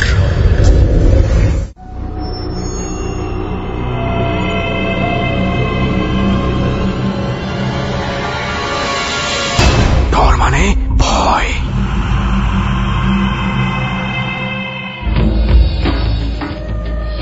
সময় রাত 1টা, শুনছেন ডর, এবিসি রেডিও FM 89.2 আপনারা আজকে শুনছেন হৃদয়, সাইফুল, বাচ্চু, রানা এবং জাহাঙ্গীরের জীবনে ঘটে যাওয়া অধিভৌতিক ঘটনা, আর আপনারা উপভোগ করছেন ডর। ফিরছি আমরা ডরের শেষ ভাগে। ডর। এই মনে করেন যে কেউ দেখতেছে যে খালি গায়ে কোনো মুরব্বী টাইপের মগ বা অন্য কিছু দিয়ে শৈলে পানি ঢালতেছে। কিন্তু মাগরিবের আজানের পরে কোনো মুরব্বী মানুষ ওই জায়গায় যাবে বলে তো মনে হয় না, কারণ ওই জায়গায় সন্ধ্যার পরেই তো মানুষ যায় না, মানে বিকালবেলা থেকে যাওয়া বন্ধ। তাছাড়া এত জায়গা রেখে শ্মশান ঘাটেই বা কেন গোসল করতে হবে? এটাই তো ইউজুয়ালি কি কেউ ব্যবহার করে এই ঘাটটা, মনে হয় না খুব একটা, মানে ওই মৃত মানুষের সৎকারের পারপাস ছাড়া আর কেউ ব্যবহার করে না। মানে ওই জায়গাটাতে কেউ যাইতেই ভয় পায়। মানে ওখান থেকেই হচ্ছে আপনার পেছনে ওই বিষয়টা লেগেছিল জিনটা। একটা জিনিস রেহান খেয়াল করেছি শোনার, যে আমরা কিন্তু এই ধরনের ঘটনাগুলো সাধারণত যতবার শুনেছি যে রাতের বেলায় কোনো না কোনো ভাবে ঘটেছে। আমার কাছে এক অদ্ভুত লেগেছে যে উনি এখন যে সময়টার কথা বলছে সকাল 6টার দিকে, তখন কিন্তু একদম মানে ফর্সা হয়ে যায়, ভোর মানে দিনের আলো পুরোপুরি ফুটে যায়। এরকম সময়ে মানে আমরা এই ধরনের ঘটনা এর আগে শুনিনি। না, আসলেই তাই। যাই হোক, দিনে দুপুরে আপনি এরকম একটা কিছু ফেস করেছেন। যাই হোক, সেই শ্মশান ঘাটে কি আর কোনো ঘটনা ঘটেছিল অতঃপর? ওই শ্মশান ঘাটে ঘটেনি, কিন্তু আমার শ্বশুর বাড়ির শ্মশান ঘাটে একটা শ্মশান ঘাট আছে। এটা ময়মনসিংহ ঈশ্বরগঞ্জে। হ্যাঁ, আচ্ছা আচ্ছা। এবার একটু আমরা শুনি ঘটনাটা কবে ঘটেছিল। ওই ঘটনা ঘটেছিল প্রায় মনে করেন বছর খানেক আগে। আচ্ছা, আমার শ্বশুরের সাথে। ওকে, লেটস হিয়ার ইট, একটু শুনি আপনার কাছ থেকে। তো একদিন রাত্রে আমার শ্বশুর ঘর থেকে বের হয়েছে। ওটার পাশে ছিল মনে করেন আমাদের বাসার পাশে যে বাথরুমটা, ওটা মনে করেন বেশি একটা ভালো ছিল না, এই কলা পাতা এগুলো দিয়ে আর কি, তখন মনে করেন বেশি একটা ইয়ে হয়নি। তো বাথরুমের পাশে ছিল আপনার বিশাল ধান ক্ষেত। আচ্ছা, অনেক বড় ধান ক্ষেত। ধান ক্ষেতে ওনাদেরই জায়গা আছে। তো মনে করেন ওটার পাশে হইল শ্মশান ঘাট। শ্মশান ঘাটের সাথে ছিল একটা তুলা গাছ, শিমুল তুলা গাছ। তো আমার শ্বশুর ওই বাথরুমে বসে যখন প্রস্রাব করতেছিল, তখন দেখে যে তুলা গাছের মানে আগায়, মানে মাথায় ওই জায়গায় দেখে দুইটা আগুনের গোলা, দুইটা আগুনের গোলা আস্তে আস্তে করে তুলা গাছ থেকে নামতেছে। নামতে নামতে নামতে নামতে নিচে আইসা আবার দুইটা একসাথে জোড়া হয়েছে। জোড়া হওয়ার পরে দুইটা মানে এক বিশাল আকারে ধারণ করছে, মানে গোল আকারের আগুনের গোল আকারে ধারণ করছে। ওটা আস্তে আস্তে আস্তে আস্তে শূন্যে ভাসতে ভাসতে মানে ওই ধান ক্ষেতের মাঝখানে আসছে। আচ্ছা, ওই ধান ক্ষেতের মাঝখানে আসার পরে মানে দুইটা আগুনের গোলা আলাদা হয়ে গেছে। হ্যাঁ, আবার আলাদা হয়েছে। আলাদা হওয়ার পরে আচ্ছা, এই আগুনের গোলাটা যে আলাদা হচ্ছে, ভাগ হয়ে যাচ্ছে ধান ক্ষেত পর্যন্ত, পেছনে পেছনে কি ওই মানুষটা যাচ্ছে? পেছনে না, উনি ওনার জায়গাতে থেকে দেখতে, হ্যাঁ আমার শ্বশুর মানে ওই বাথরুমে বসে আর কি দেখতেছে, সাথে ছিল কলা গাছ, তো উনি ওই জায়গা থেকে ওইটা মানে কলা গাছের ওই যে পাতার ফাঁক দিয়ে আর কি দেখতেছে, মানে ভয় পাইতেছে আর কি, উনি সামনে যেতে পারতেছে না। তো এটা কিন্তু একটা সরি একটু মাঝখান থেকে বলি, এটা কিন্তু একটা মজার ব্যাপার। যখন আমরা ভয় পাই, আমার ধারণা কেউই কিন্তু ওই জায়গাটা থেকে চলে যাওয়ার চিন্তা করার আগে কিউরিওসিটিটা বেশি থাকে। দেখি তো এটা কি, মানে ওনার সমস্ত শরীর আর কি অবশ হয়ে গেছে। উনি আমাকে বলছে যে উনি যে দৌড় দিবে বা কেউকে ডাক দিবে, মানে ওনার মুখের কথাবার্তা সবকিছু বন্ধ হয়ে গেছে, মানে পাওয়াটা লড়তে পারতেছে না। তো উনি ওই জায়গায় বৈশা দেখতেছে যে দুইটা আগুনের দোলা আর কি মাঝখানে এসে আলাদা হওয়ার পরে 2 থেকে 3 ফুট আকারে মানুষের মতো আর কি রূপ ধারণ করছে তাদের সামনে। সামনে মানে ওনাদের ওই দুইটা পাও ছিল শূন্যে, মানে পাও দেখা যাচ্ছে না, শূন্যে যে ভাইসা যে ওগুলা আস্তে আস্তে আসতেছে সেটা উনি দেখতেছে। মাথা ছিল ভাইয়া বিশাল আকৃতি, এরকম বড় হবে মাথা, চোখগুলো ছিল এরকম বড় বড়, আগুনের গোলা বেরিতেছে, চোখ দিয়ে আগুন জ্বলতেছে, আর দাঁতগুলো ছিল এরকম মানে গরুর শিং আছে না, শিংয়ের থেকে আরো বড় এরকম। চুলগুলা মনে করেন যে রুটের এই পার থেকে ওই পার বিশাল বড় চুল, মানে শূন্য বাইসা বাইসা ওনার দিকে আসতেছে। তো উনি এটা দেখে আস্তে আস্তে দোয়া দুরুদ পড়া শুরু করছে। দোয়া দুরুদ পড়ার পরে ওনার শরীরটা যখন হালকা হয়ে গেছে, মানে দৌড় যে দিবে তখন আস্তে করে মানে ওনার একটু পাতার মধ্যে লাগে আর কি শব্দ হয়ে গেছে। শব্দ হওয়ার কারণে ওই দুইটা বলতাছে তুই দোয়া দুরুদ পড়ার কারণে আজকের জন্য বেঁচে গেলি। তারপর থেকে আমার শ্বশুর রাত্রের বেলা ঘর থেকে একা বের হয় না। আর তাছাড়া ওনাদের বাড়িটা হচ্ছে একটা বুতুরে বাড়ি।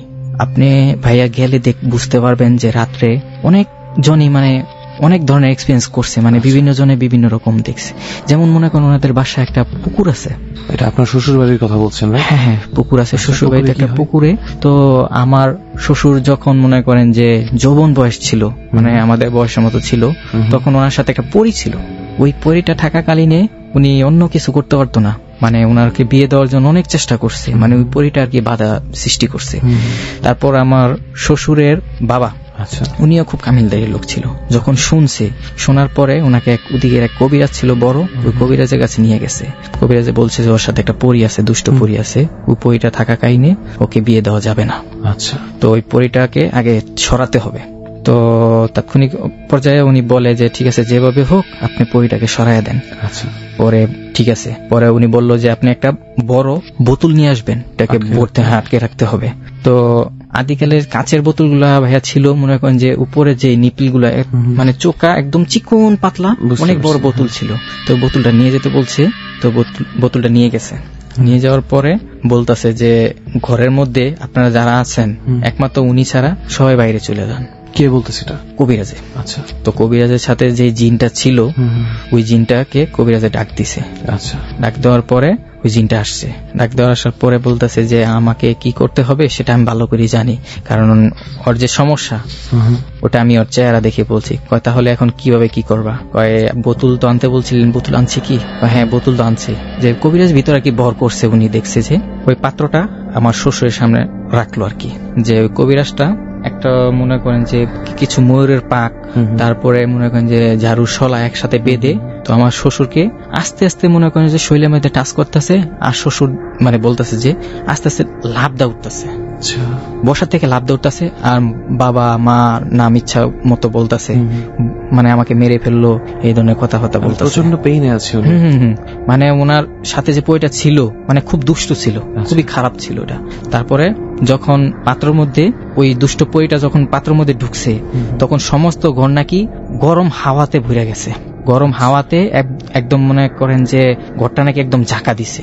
পরে ওই পাত্রটার ভিতরে ওই পয়টা যাওয়ার পরে পাত্র মুখটা আরো বিভিন্ন মনে করেন সুরা কালাম টালামের কাগজ টাগজ দিয়ে ওই পাত্রের মুখটা মানে বেঁধে দিছে। বেঁধে দেওয়ার পরে বলতেছে যে আপনাদের বাড়ির আশেপাশে যে পুকুরটা আছে ওই পুকুরে শনিবারে ভোরবেলায় এক ডুব দিয়ে পাত্রটা এই মাটিতে গাড়তে হবে, মানে গভীর মাছ ইয়াতে আর কি, মাছ পুকুরে। হ্যাঁ, মাছ পুকুরে। তো ওনাদের বাসার পাশে ছিল একটা সাহসী লোক, নাম ছিল হলো আপনার কালাম, উনি মারা গেছে ওই কালাম। তো ওনাকে বলছে, ওনার পরে উনি বলছে যে ঠিক আছে আমি করব। পরে উনি পাত্রটা নিয়ে খুব ভোরবেলাতেই মাছ পুকুরে ওই পাত্রটা গেড়ে দিছে। আরেকদিন ওই আমার শ্বশুর তখন তো তেমন একটা কল টল ছিল না, ওই পুকুরে গোসল করতে হইতো। ওই পুকুরে নামার পরে ওনার শরীর, সমস্ত শরীর যে মানুষের যে অ্যালার্জি হয় না, অ্যালার্জি মতন, অ্যালার্জি থেকে আরো বেশি ফুলে চাক্কা চাক্কা হয়ে গেছে। তারপরে ওই কবিরাজের সাথে যোগাযোগ করছে, তো কবিরাজ বলতেছে যে ওনাকে তো বলা হয়েছে যে ওই পুকুরে গাড়ার পরে পুকুরে নামতে পারবে না। মানে কেউ নামতে পারবে না, না সেই নামতে পারবে না, এবার সবাই নামতে পারবে। আচ্ছা আচ্ছা। তো তারপর থেকে আমার শ্বশুর আর ওই পুকুরে নামে না। তো এটাও ছিল আপনার একটা ঘটনা, তবে এটা আপনি শুনেছেন আপনার শ্বশুরের কাছে? হ্যাঁ, আমার শ্বশুরের কাছে শুনেছি। তো এছাড়া আর কোনো? হ্যাঁ, আরেকটা ঘটনা আছে, আমার ফুফু শাশুড়ি। আচ্ছা, ফুফু শাশুড়ির ঘটনাটা আমরা শুনবো রেহান। এই ফাঁকে চল আমরা একটু আরেকজন যাচ্ছে জাহাঙ্গীর ভাই, ওনার একটা ঘটনা শুনে আসি। তাই তো, জাহাঙ্গীর ভাই অনেকক্ষণ ধরে বসে আছে, তার চেয়ে বরং আমরা জাহাঙ্গীর ভাইয়ের একটা গল্প শুনে তারপরে আবার খান সাহেবের কাছে যাই। জাহাঙ্গীর ভাই, আপনার পরিচয়টা একটু জানি যে আপনি কি করেন? জি, আমি ফ্লাওয়ার ডেকোরেশনের কাজ করি। আচ্ছা আচ্ছা। জি, আমার দোকান আছে, ওখানেই থাকেন? জি, ওটাই আমার। আপনার সাথে যে ঘটনাগুলো ঘটে এগুলো কবে এবং কোথায় ঘটে? আমি একদিন গ্রামের বাড়িতে গিয়েছিলাম। এটা কত বছর আগের ঘটনা? এটা এই মিনিমাম 10 বছর আগের ঘটনা। বাড়িতে, আমার দাদির বাড়িতে গেলাম। তো দাদির বাড়িতে এমনিতেই জায়গাটা ভয়ঙ্কর, ভয় পাই। তো কি কারণে ভয়ঙ্কর? কোন ঘটনা আছে ওখানে? হ্যাঁ, ওখানে অনেক ধরনের ঘটনা শুনছি, শোনার পর থেকেই ভয়। তো যেটা বলতেছিলি যে ট্র্যাডিশনাল ভাবে জেনে শুনে একটা নাম হয়ে যায়। তো চিন্তা করলাম যে আমি তো একা যেতে পারবো না, একজনকে সাথে নিয়ে যাই। তো পরে কাছে আমার ফুবার বাসা, তো ফুবার বাসায় গেলাম, ফুবারে নিয়ে গেলাম যে ফুবা আমাকে একটু বাড়িতে দিয়ে আসেন। তো উনি নিয়ে যায় আমার বাড়িতে দিয়ে আসলো।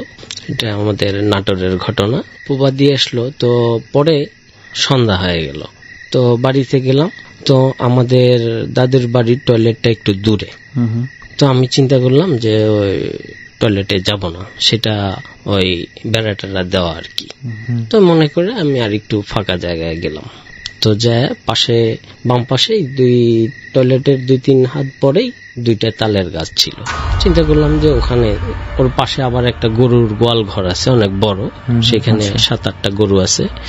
তো যাই হোক, আমি ওখানে দাঁড়ায় প্রস্রাব করতেছি। তো করার পরে দেখলাম যে এক ভয়ঙ্কর দৃশ্য, এক পাশে সাদা এক পাশে কালো, এরকম বিশাল লম্বা, সে আস্তে আস্তে গায়ে গ্যাংরাতে মোচড় দিয়ে উঠতেছে, ঘুঁ ঘুঁ। তো আমি উপরে তাকাইতেছি, দেখলাম সে অনেক বিশাল আকার। তো দেখে আমি ভয় পেয়ে গেলাম। তো দৌড়ায় বাড়িতে গেলাম, যে আমি টাস করে পড়ে গেলাম। পড়ে যাওয়ার পরে আমার দাদি আসলো, জিজ্ঞেস করলো কি হয়েছে। তখন আমার আর জ্ঞান ছিল না। তো আধা ঘন্টা পরে জ্ঞান ফিরছে। ফেরার পরে দাদিকে কথাগুলো বললাম। তো দাদি বলল যে হ্যাঁ, এই ধরনের একটা জিনিস আমাদের এই বাড়ির আশপাশে আছে, ঘোরাঘুরি করে। তো এটা তোমার ফুবুরও একদিন তাড়া করছে, সেম এই জিনিসটা ওই তোমার ফুবুরও একদিন তাড়া করে অনেক পুরা গ্রামটা ঘুরায় নিয়ে আসছে, মানে দৌড়ায় তাকে ধরার জন্য। তোমার ফুবু সাহসী ছিল, তাকে ধরতে পারে না, সে আবার বাড়িতে আসছে। আসার পরে তখন সে বাড়ির ভিতরে ঢুকে না, বাড়ির উপরে সে পার হয়ে চলে যায়, অনেক বড় আকৃতির।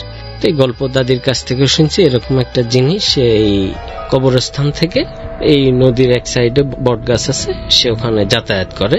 মাঝে মধ্যে ওনার শব্দ গ্রামবাসীরা শুনতে পায় সবাই। আচ্ছা, সে যখন কবরস্থান থেকে ওখানে যায়, এটা অনেকে বাড়ির মধ্যে থেকে শুনতে পায় যে উনি এই পথ দিয়ে যাচ্ছে। এখন সন্ধ্যার পরে বের হয়, এই ঠিক আবার ফজরের আজানের সময় আবার ব্যাক করে সে থাকে। হ্যাঁ, একটা বট গাছের ওইখানে আর কবরস্থানের আশেপাশে থাকে। তো এইটা হচ্ছে আপনার ঘটনাটা, যেটা দেখে আপনি ভয় পেয়েছেন, আপনার দেখাই একটা ঘটনা। ওকে, মানে রেহান, উনি যখন একটা ঘটনা বলছিল, একটা এই গোয়াল ঘর নিয়ে আপনি একটা কথা বলছিলেন যে ওখানে।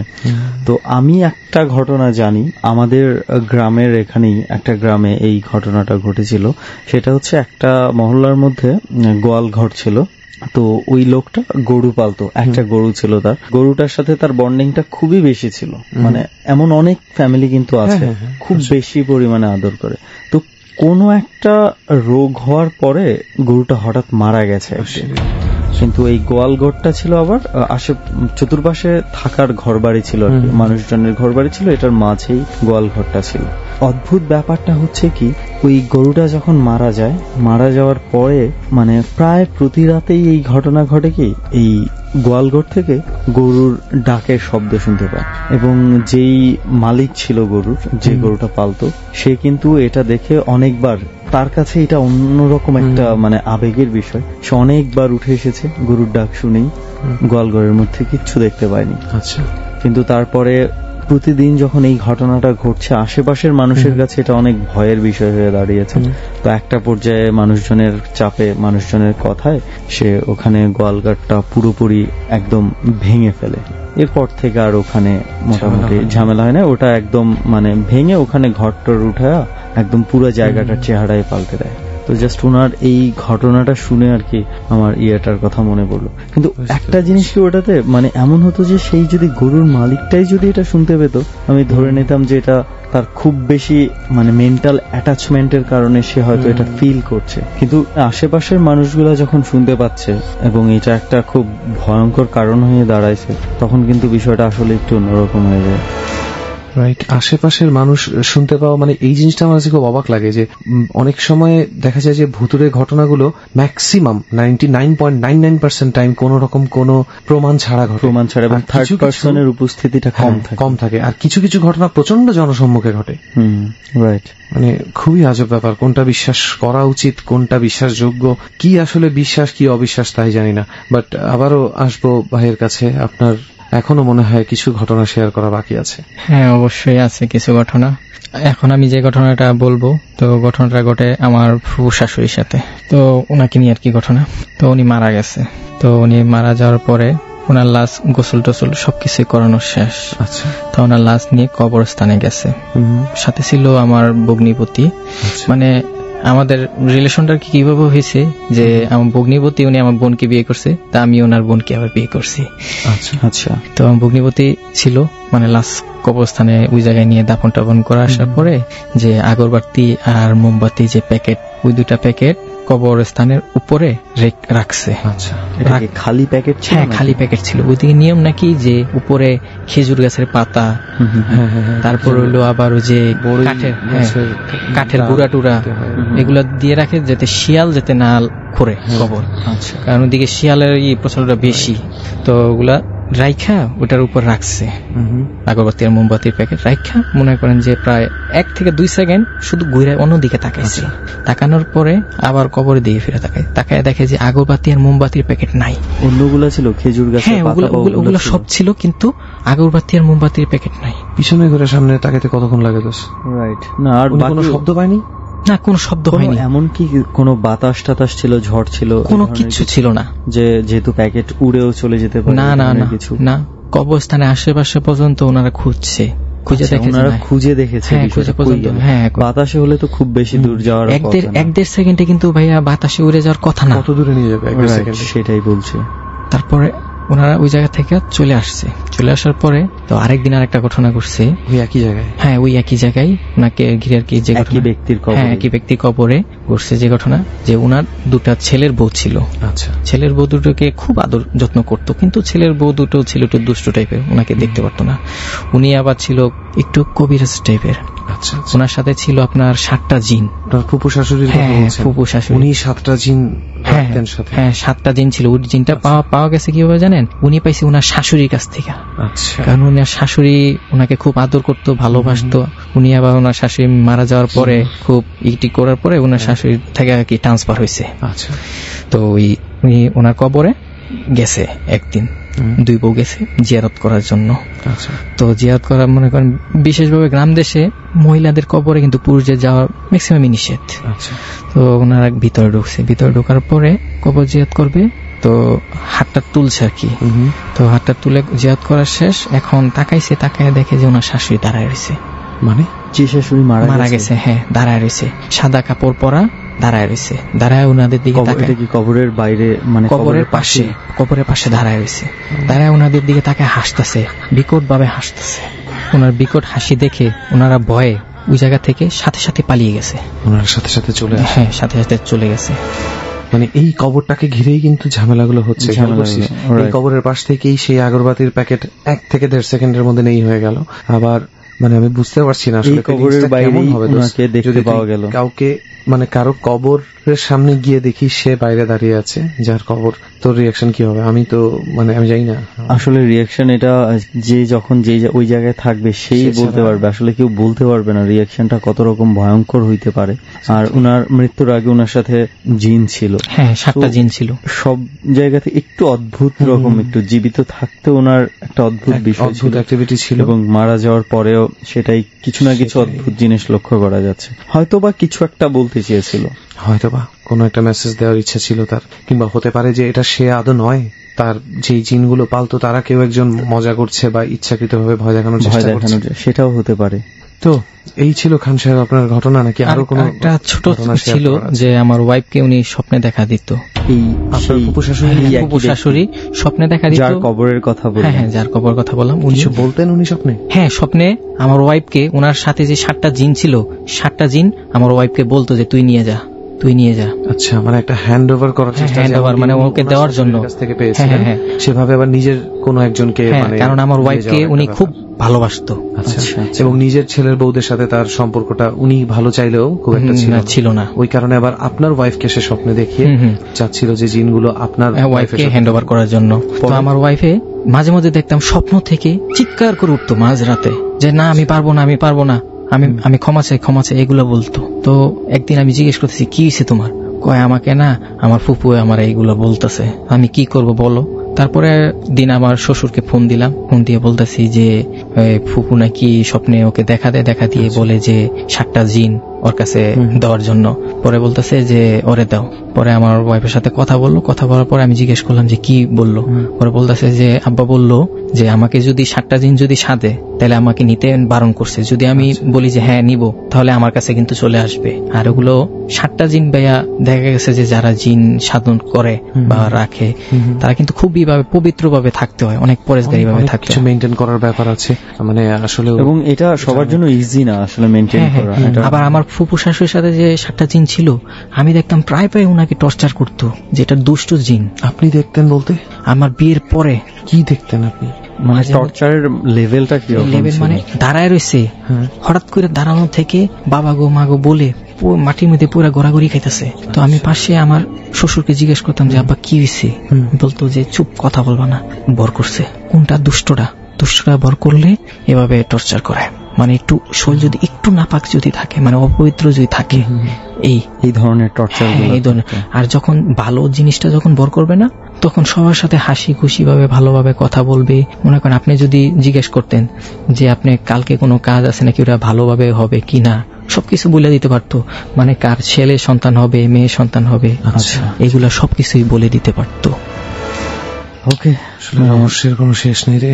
রাইট, তো এই ছিল আপনার ঘটনাগুলো আজকে। হ্যাঁ, আর ভাই আমার কাছে একটা হন্টেড প্লেস আছে, যে আমার শ্বশুর বাড়ি ওই জায়গায় একটা শ্মশান ঘাট। ওই শ্মশান ঘাটে মনে করেন যে শ্মশান ঘাটের ঘটনাটা বললাম আর কি, ওই শ্মশান ঘাটে বিভিন্ন ধরনের এখনো ঘটনা হচ্ছে। বেসিক্যালি আমরা একটা ইনভাইটেশন পেলাম সেই শ্মশান ঘাটে যাওয়ার জন্য। যাক, আমি আর রেহানও সেই ইনভাইটেশন একসেপ্ট করে নিলাম।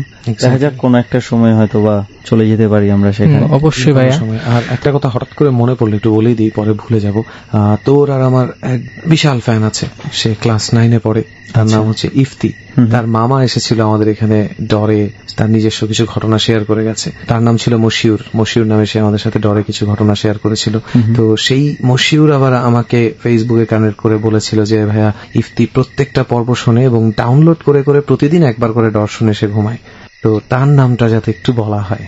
আচ্ছা, এইখানে আমি একটা কথা বুঝি না, যে ডর শুনে ঘুমাতে যাচ্ছে। আমার তো মনে হয় ও খুবই সাহসী যে এই কাজটা করছে, কারণ ডর শুরু করার পর থেকে রেহান আমার একটা মানে খুব, আমি জানি না, প্রফেশনাল দায়িত্ব পালন করতে গিয়ে মানে আমার পার্সোনাল লাইফের কিছু আমি প্রবলেমে পড়ছি। যেমন হচ্ছে আমি এখন যখন বাসায় মাঝে মাঝে একা থাকি, আমি রাতের বেলা মানে সমস্ত রুমের লাইট নিভিয়ে ঘুমাতে পারি না। সিরিয়াসলি, আমি ডর শুরু করার পর থেকে আমি পারি না। যখনই আমি রাতে ঘুমাতে যাই, বাসায় যখন পুরো কেউ থাকে না, হয় না অনেক সময় বাইরে যায় ঘুরতে, মানে দেখা গেছে যে আমি একাই রয়েছি কয়েকদিনের জন্য বাসায়, তখন আমি সিরিয়াসলি আমি রাতের বেলা প্রত্যেকটা রুমের লাইট জ্বালিয়ে রাখি। মানে আমার কাছে তখন ডরের যেই ঘটনাগুলো আমি প্রত্যেকের বাস্তবিক এক্সপিরিয়েন্স গুলো শুনি, আমার মাঝে মানে হঠাৎ হঠাৎ ঘটনাগুলো মনে হতে থাকে। আমার আসলে মানে আমার খুব ছোটবেলা থেকে অনেক মানে হরর মুভি দেখে আমার অভ্যাস আছে, বাট ডরের ডিউরিং ডর যে জিনিসগুলো হয়েছে তার মধ্যে একটা হচ্ছে মাঝে মাঝে আমরা কিছু ঘটনা প্রমাণ সহ পাই। ফর এক্সাম্পল, কোন এক গার্ডেন থেকে আমাদের এখানে একজন এসেছিলেন, হ্যাঁ, এবং সে আমাদেরকে ওই এলাকার কিছু ঘটনা বলেছিল, ওই গার্ডেনে ঘটে, ওই বাগানে ঘটে, হ্যাঁ, এবং সে কিন্তু আমাদেরকে ছবি দেখিয়েছিল যে গাছ থেকে লাশ ঝুলছে। রাইট। তো ওই মহিলার লাশ দেখে না, এটা না আমার কয়েকদিন মানে মাথায় কাজ করেছে। আর সবচেয়ে বড় কথা হচ্ছে যে অনেকে শুধু মানে জায়গার বর্ণনাগুলো শোনেন আপনারা, কিন্তু আমি আর রেহান কিছু কিছু জায়গাতে যাচ্ছি যেই জায়গাগুলো দেখেও আমাদের আসলে মাথার মধ্যে ঘুরতে থাকে বিষয়গুলো। অনেক ভয়ের ঘটনা অলরেডি আমরা ফেস করেছি। এক্স্যাক্টলি। যাই হোক, সেটা বন জঙ্গল আমাদের মাথায় এফেক্ট করছে না, আমরা হয়তো অনেক একটা প্রাচীন বাড়িতে মাথায় এফেক্ট করছে না, কিন্তু বাট ওই যে গুলশানে যে ফ্ল্যাটটাতে আমরা গেলাম, তাই না, ওই ফ্ল্যাটের এনভায়রনমেন্ট কিন্তু আমাদের মাথায় আটকে ছিল।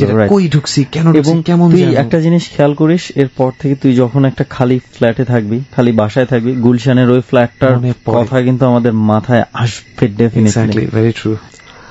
দোস্ত, আজকে অনেকগুলো ঘটনা শুনছি, অনেকগুলো, বাট বাচ্চু ভাইয়ের লাস্ট যেই মানে ওই লাশের ব্যাপারটা, ডোমটার মৃত্যুর ব্যাপারটা, ইটস রিয়েলি সামথিং ম্যান। আসলে বাচ্চু ভাই তো ওখান থেকে জাস্ট পরে ওনাকে মানে ছেড়ে দেওয়া হয়েছে, গাড়ি সহ উনি চলে এসছে, কিন্তু যদি থাকতো বাচ্চু ভাই তাহলে হয়তো আপনার কাছে আমরা জানতে পারতাম যে আসলে ডোমটা কি হয়েছে। আসলে দোস্ত, আমি দেখছি এই ধরনের জিনিসগুলো মানে আসলে বোঝা যায় না। হুমায়ুন আহমেদের একটা বই আছে, ওই বইয়ে মানে হুমায়ুন আহমেদ লিখে দিয়েছিলেন, এবং লেখা পড়লেই তোর ভয় লাগবে। ওইখানে লিখে দিয়েছিলেন যে ইচ্ছাকৃতভাবে একটা মানুষকে ভয় দেখিয়ে কিভাবে মেরে ফেলা যায়। মানুষ কিন্তু ভয় অনেক সময় স্ট্রোক করে, হার্ট অ্যাটাক করে। তো আমার ধারণা ওই ডোমকে যদি আমরা পোস্টমর্টেমও করাতাম তাহলেও ওই রেজাল্টই আসতো যে ভয়ে হৃদরোগ জনিত কোনো কারণে হার্ট অ্যাটাক করে বা স্ট্রোক করে সে হয়তো মৃত্যুবরণ করেছে। কিন্তু ঘটনা হচ্ছে এইখানে কি ঘটেছিল যে ডোম যাদের এই ধরনের ঘটনা সাধারণত দেখে অভ্যস্ত, সে কি ঘটনা দেখেছে যে তার হার্ট অ্যাটাক হয়ে যেতে বাধ্য হয়েছে। সেটাই, যেখানে আমাদের বাচ্চু ভাই তো অভ্যস্ত হয়ে গেছেন, উনিই তো এসব টানাটানি করে, সেখানে একজন ডোম, তারা হয়তো রাত্রেবেলা মর্গে ঘুমায়ও। রাইট। সো তাদের এই ঘটনাগুলো খুব স্বাভাবিক, তারা দেখে অভ্যস্ত, তারপরও এই ঘটনা ঘটে গেছে। আমরা অনেক মানে জানতে পারলে খুব বেশি ভালো লাগতো। আবার কি বলবো যে এই না জানার মধ্যেই হয়তো কোথাও লুকিয়ে আছে ডর, মানে ভয় আর কি। যাই হোক, এখানে আমরা যে কারণে এসেছি, নলডাঙ্গার এই মোল্লাবাড়ি রোডের আশেপাশে, এক্সাক্ট জায়গাটা বলতে পারছি না, তার কারণটা আমার মনে হয় এখন দোস্ত আমাদের বলে দেওয়া উচিত। ওকে, তাহলে বলি আমি। প্রথমত ব্যাপারটা যেটা হয় যে এই নলডাঙ্গায় আমরা শুনতে পাই যে কোনো একজন মহিলা খুব ভালো হাত দেখতে পারেন, এবং তার কাছে এই এলাকার মানুষজন নাকি প্রায় আসে। তো এটা মানে খুবই বুড়ি মহিলা, 80-85 বছর বয়স, সবার ডেসক্রিপশনে তাই বোঝা যায়। তো এখানে আমাদের একজন শ্রোতাও এসেছিলেন এবং সে এসেছিল তার এক বন্ধুর কাছ থেকে জেনে, কিন্তু সেই বন্ধু কিন্তু বাড়ি ফেরেনি। সেই বন্ধু এখানেই তাকে লাস্ট দেখা যায়। তারপরে এমন নয় যে সে মারা গেছে, এমন নয় যে তাকে মানে অন্য কোথাও পাওয়া গেছে, এরকম কিছু নয়, তাকে আর পাওয়াই যায়নি। হি ওয়াজ লস্ট, টোটালি গায়েব। মানে, এবং সবচেয়ে বড় কথা হচ্ছে মানে এটা হয়তো বা অনেক কানেকশন খোঁজার মতো রিজন আছে। সে যদি পলিটিক্যালি কোনো কিছুতে ইনভলভ থাকতো বা অন্য কোনো ঘটনা থাকতো, আসলে আমরা যতটুকু জেনেছি তার এই ধরনের কোনো ধরনের অ্যাক্টিভিটিস বা কোনো ধরনের কোনো কিছু পারিবারিক কোনো ঝগড়াঝাটি এই ধরনের কিছুই ছিল না, কিছুই না। তারপরেও কোনো কিছুই হদিস পাওয়া যায়নি। ইনফ্যাক্ট এই হদিসটা খুঁজতে খুঁজতেই আমি আর সুমন যেটা পেয়েছি সেটা হচ্ছে যে he is not the only person. ঠিক এভাবেই গত 7-8 মাসের মধ্যে এই জায়গাটায় আরো 3 জন হারিয়ে গেছে, এবং মজার ব্যাপার হচ্ছে এই 4 জন কোন না কোনো ভাবে কানেক্টেড ছিল। দ্যাট ইজ প্রত্যেকজনের কলেজ লাইফ কেটেছে একই কলেজে। So that is the mystery. এখানেই মিস্ট্রি যে এরা কিন্তু প্রত্যেকজনই আলাদা আলাদা জার্নিতে এখানে এসেছে, হয়তো বা আলাদা আলাদা পারপাসেই, যেহেতু আমরা তাদের সাথে কথা বলতে পারি না, জানি না যে কি জন্য। আমরা যতটুকু জানি যে এরা হয়তো একজন আরেকজনকে জানতো না যে ও এখানে আসছে। রাইট, কারণ তারা কলেজে পড়তো আজকে থেকে 5-7 বছর আগে, তারা এখনো অতটুকু কানেক্টেড ছিল না। এবং আরো বড় একটা মিস্ট্রি আছে, যখন মানে আমরা এখানে আসলাম, এখানে এসে আমরা আবিষ্কার করলাম যে মহিলার কথা বলা হচ্ছে, যে হাত ভালো দেখতে পারে, আসলে তার কোনো এক্সিস্টেন্স মানে বিগত প্রায় 15-20 বছর যাবত নাই, একটা সময় হয়তোবা ছিল এখানে। রাইট, কিন্তু সেটা তুই কার কথায় অনুযায়ী এটা বলতেছিস? আমরা কিন্তু এক একজনের কাছে এক এক অ্যান্সার পাইছি। আমাদেরকে ইভেন কিছু মানুষ বলছে এই তো কয়েকদিন আগেও দেখলাম, কয়েকজন বলছে আমি জীবনেও দেখিনি, কয়েকজন বলছে এই 1-1.5 বছর আগেও এখানে থাকতো, কয়েকজন বলছে ওই জায়গাটা ছাড়া উনি যেতেন না কোথাও। মানে she is a mystery women. এই বুড়ি মহিলাটা কি আসলে ছিল নাকি নেই? যদি না থাকে 1-1.5 বছর আগে মানুষ তাকে কিভাবে দেখে, কিংবা কিছুদিন আগেও কিভাবে দেখে, সেটাই। তবে তার যেই জায়গাটা থাকার কথা সেই জায়গাটা পর্যন্ত আমি আর সুমন কিছুটা হলেও গিয়েছিলাম ভিতরে। সেখানে আমরা যেই ধরনের জিনিসপত্র ওই ভাঙাচোরা একটা কুড়ে ঘরের মতন জায়গাটার মধ্যে রাখা দেখেছি, আমার মনে হয় না এটা অ্যাটলিস্ট গত 6-7 মাসে ইউজ হয়েছে। দোষ না, এখানে কোনো চিহ্নই ছিল না, কোনো ইউজ হওয়ার মতো কোনো কিছু চিহ্ন ছিল না। আমি ওই গন্ধটা জীবনেও ভুলবো না, ওই ঘরের ভিতরের গন্ধটা অদ্ভুত। মানে ওইটার কথা মনে করাইস না আর দোস্ত, কেমন যে করে উঠে গাগুলো, মনে হয় যেন একসাথে যদি আমি একবার একটা গন্ধ পেয়েছিলাম বুঝছিস, খুব বাজে, আমার মনে আছে। মানে আমি আমার 4টা ফ্রেন্ড নিয়ে গাড়িতে করে যাচ্ছিলাম, হঠাৎ আমরা সামনে একটু ভিড় ভাট্টা দেখে রাতে 12:30-1টা বাজে, ঈদের পর দিন আমরা থেমে যাই। থেমে যাওয়ার পরে একটা বোটকা গন্ধ নাকে এসে লাগলো, মানুষের ভিড়ের জন্য দেখতে পাচ্ছি না, তো 2-4টা ছেলে সরে যাওয়ার পরে দেখলাম ওখানে মানে লাশগুলো উঠিয়ে নিয়ে যাওয়া হয়েছে, কিন্তু বাসের সাথে বাসের সংঘর্ষে ওখানে রক্তাক্ত একটা অবস্থা, ওই রক্তের গন্ধ আসছিল দোষ। এবং ওই পচা রক্ত বা মানুষের গন্ধ যে কত বাজে, এটার থেকেও মনে হয় 10 ডিগ্রি বেশি গন্ধ আমরা ওই ঘরটার ভিতরে পেয়েছি। আমি জানি না উনি কি সাধনা করতেন, কি করতেন ওখানে। তবে অদ্ভুত, কেউ যদি দেখে তাহলে বুঝতে পারবেন উইয়ার্ড একটা প্লেস, কিরকম একটা ভৌতিক একটা অবস্থা তৈরি হয়ে আছে। তো যাই হোক, এই ছিল মোটামুটি ঘটনা। আসলে আমরা যেই উদ্দেশ্যটাতে এসেছিলাম, আমরাও যে খুব একটা মিস্ট্রিটা সলভ করতে পেরেছি তেমন কিছু হয় নাই, বরং কিছু কিছু ক্ষেত্রে আরো বেশি বেড়ে গেছে, মিস্ট্রিটা আরো বেড়ে গেছে আমাদের কাছে।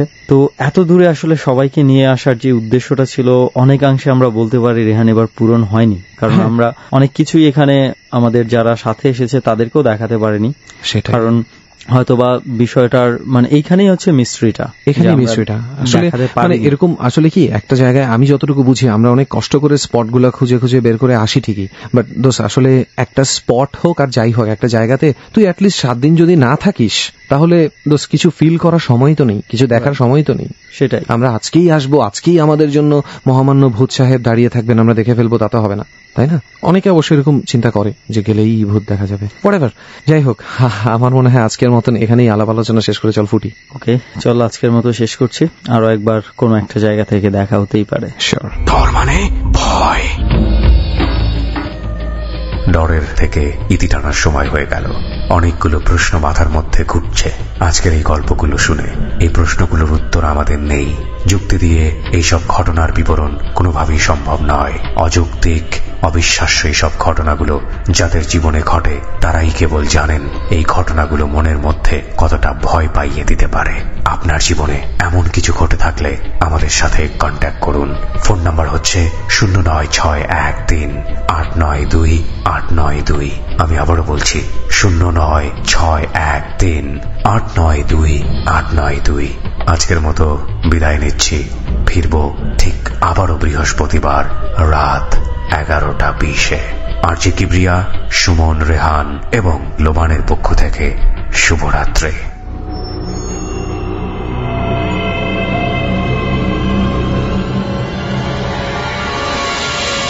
ডর মানে ভয়।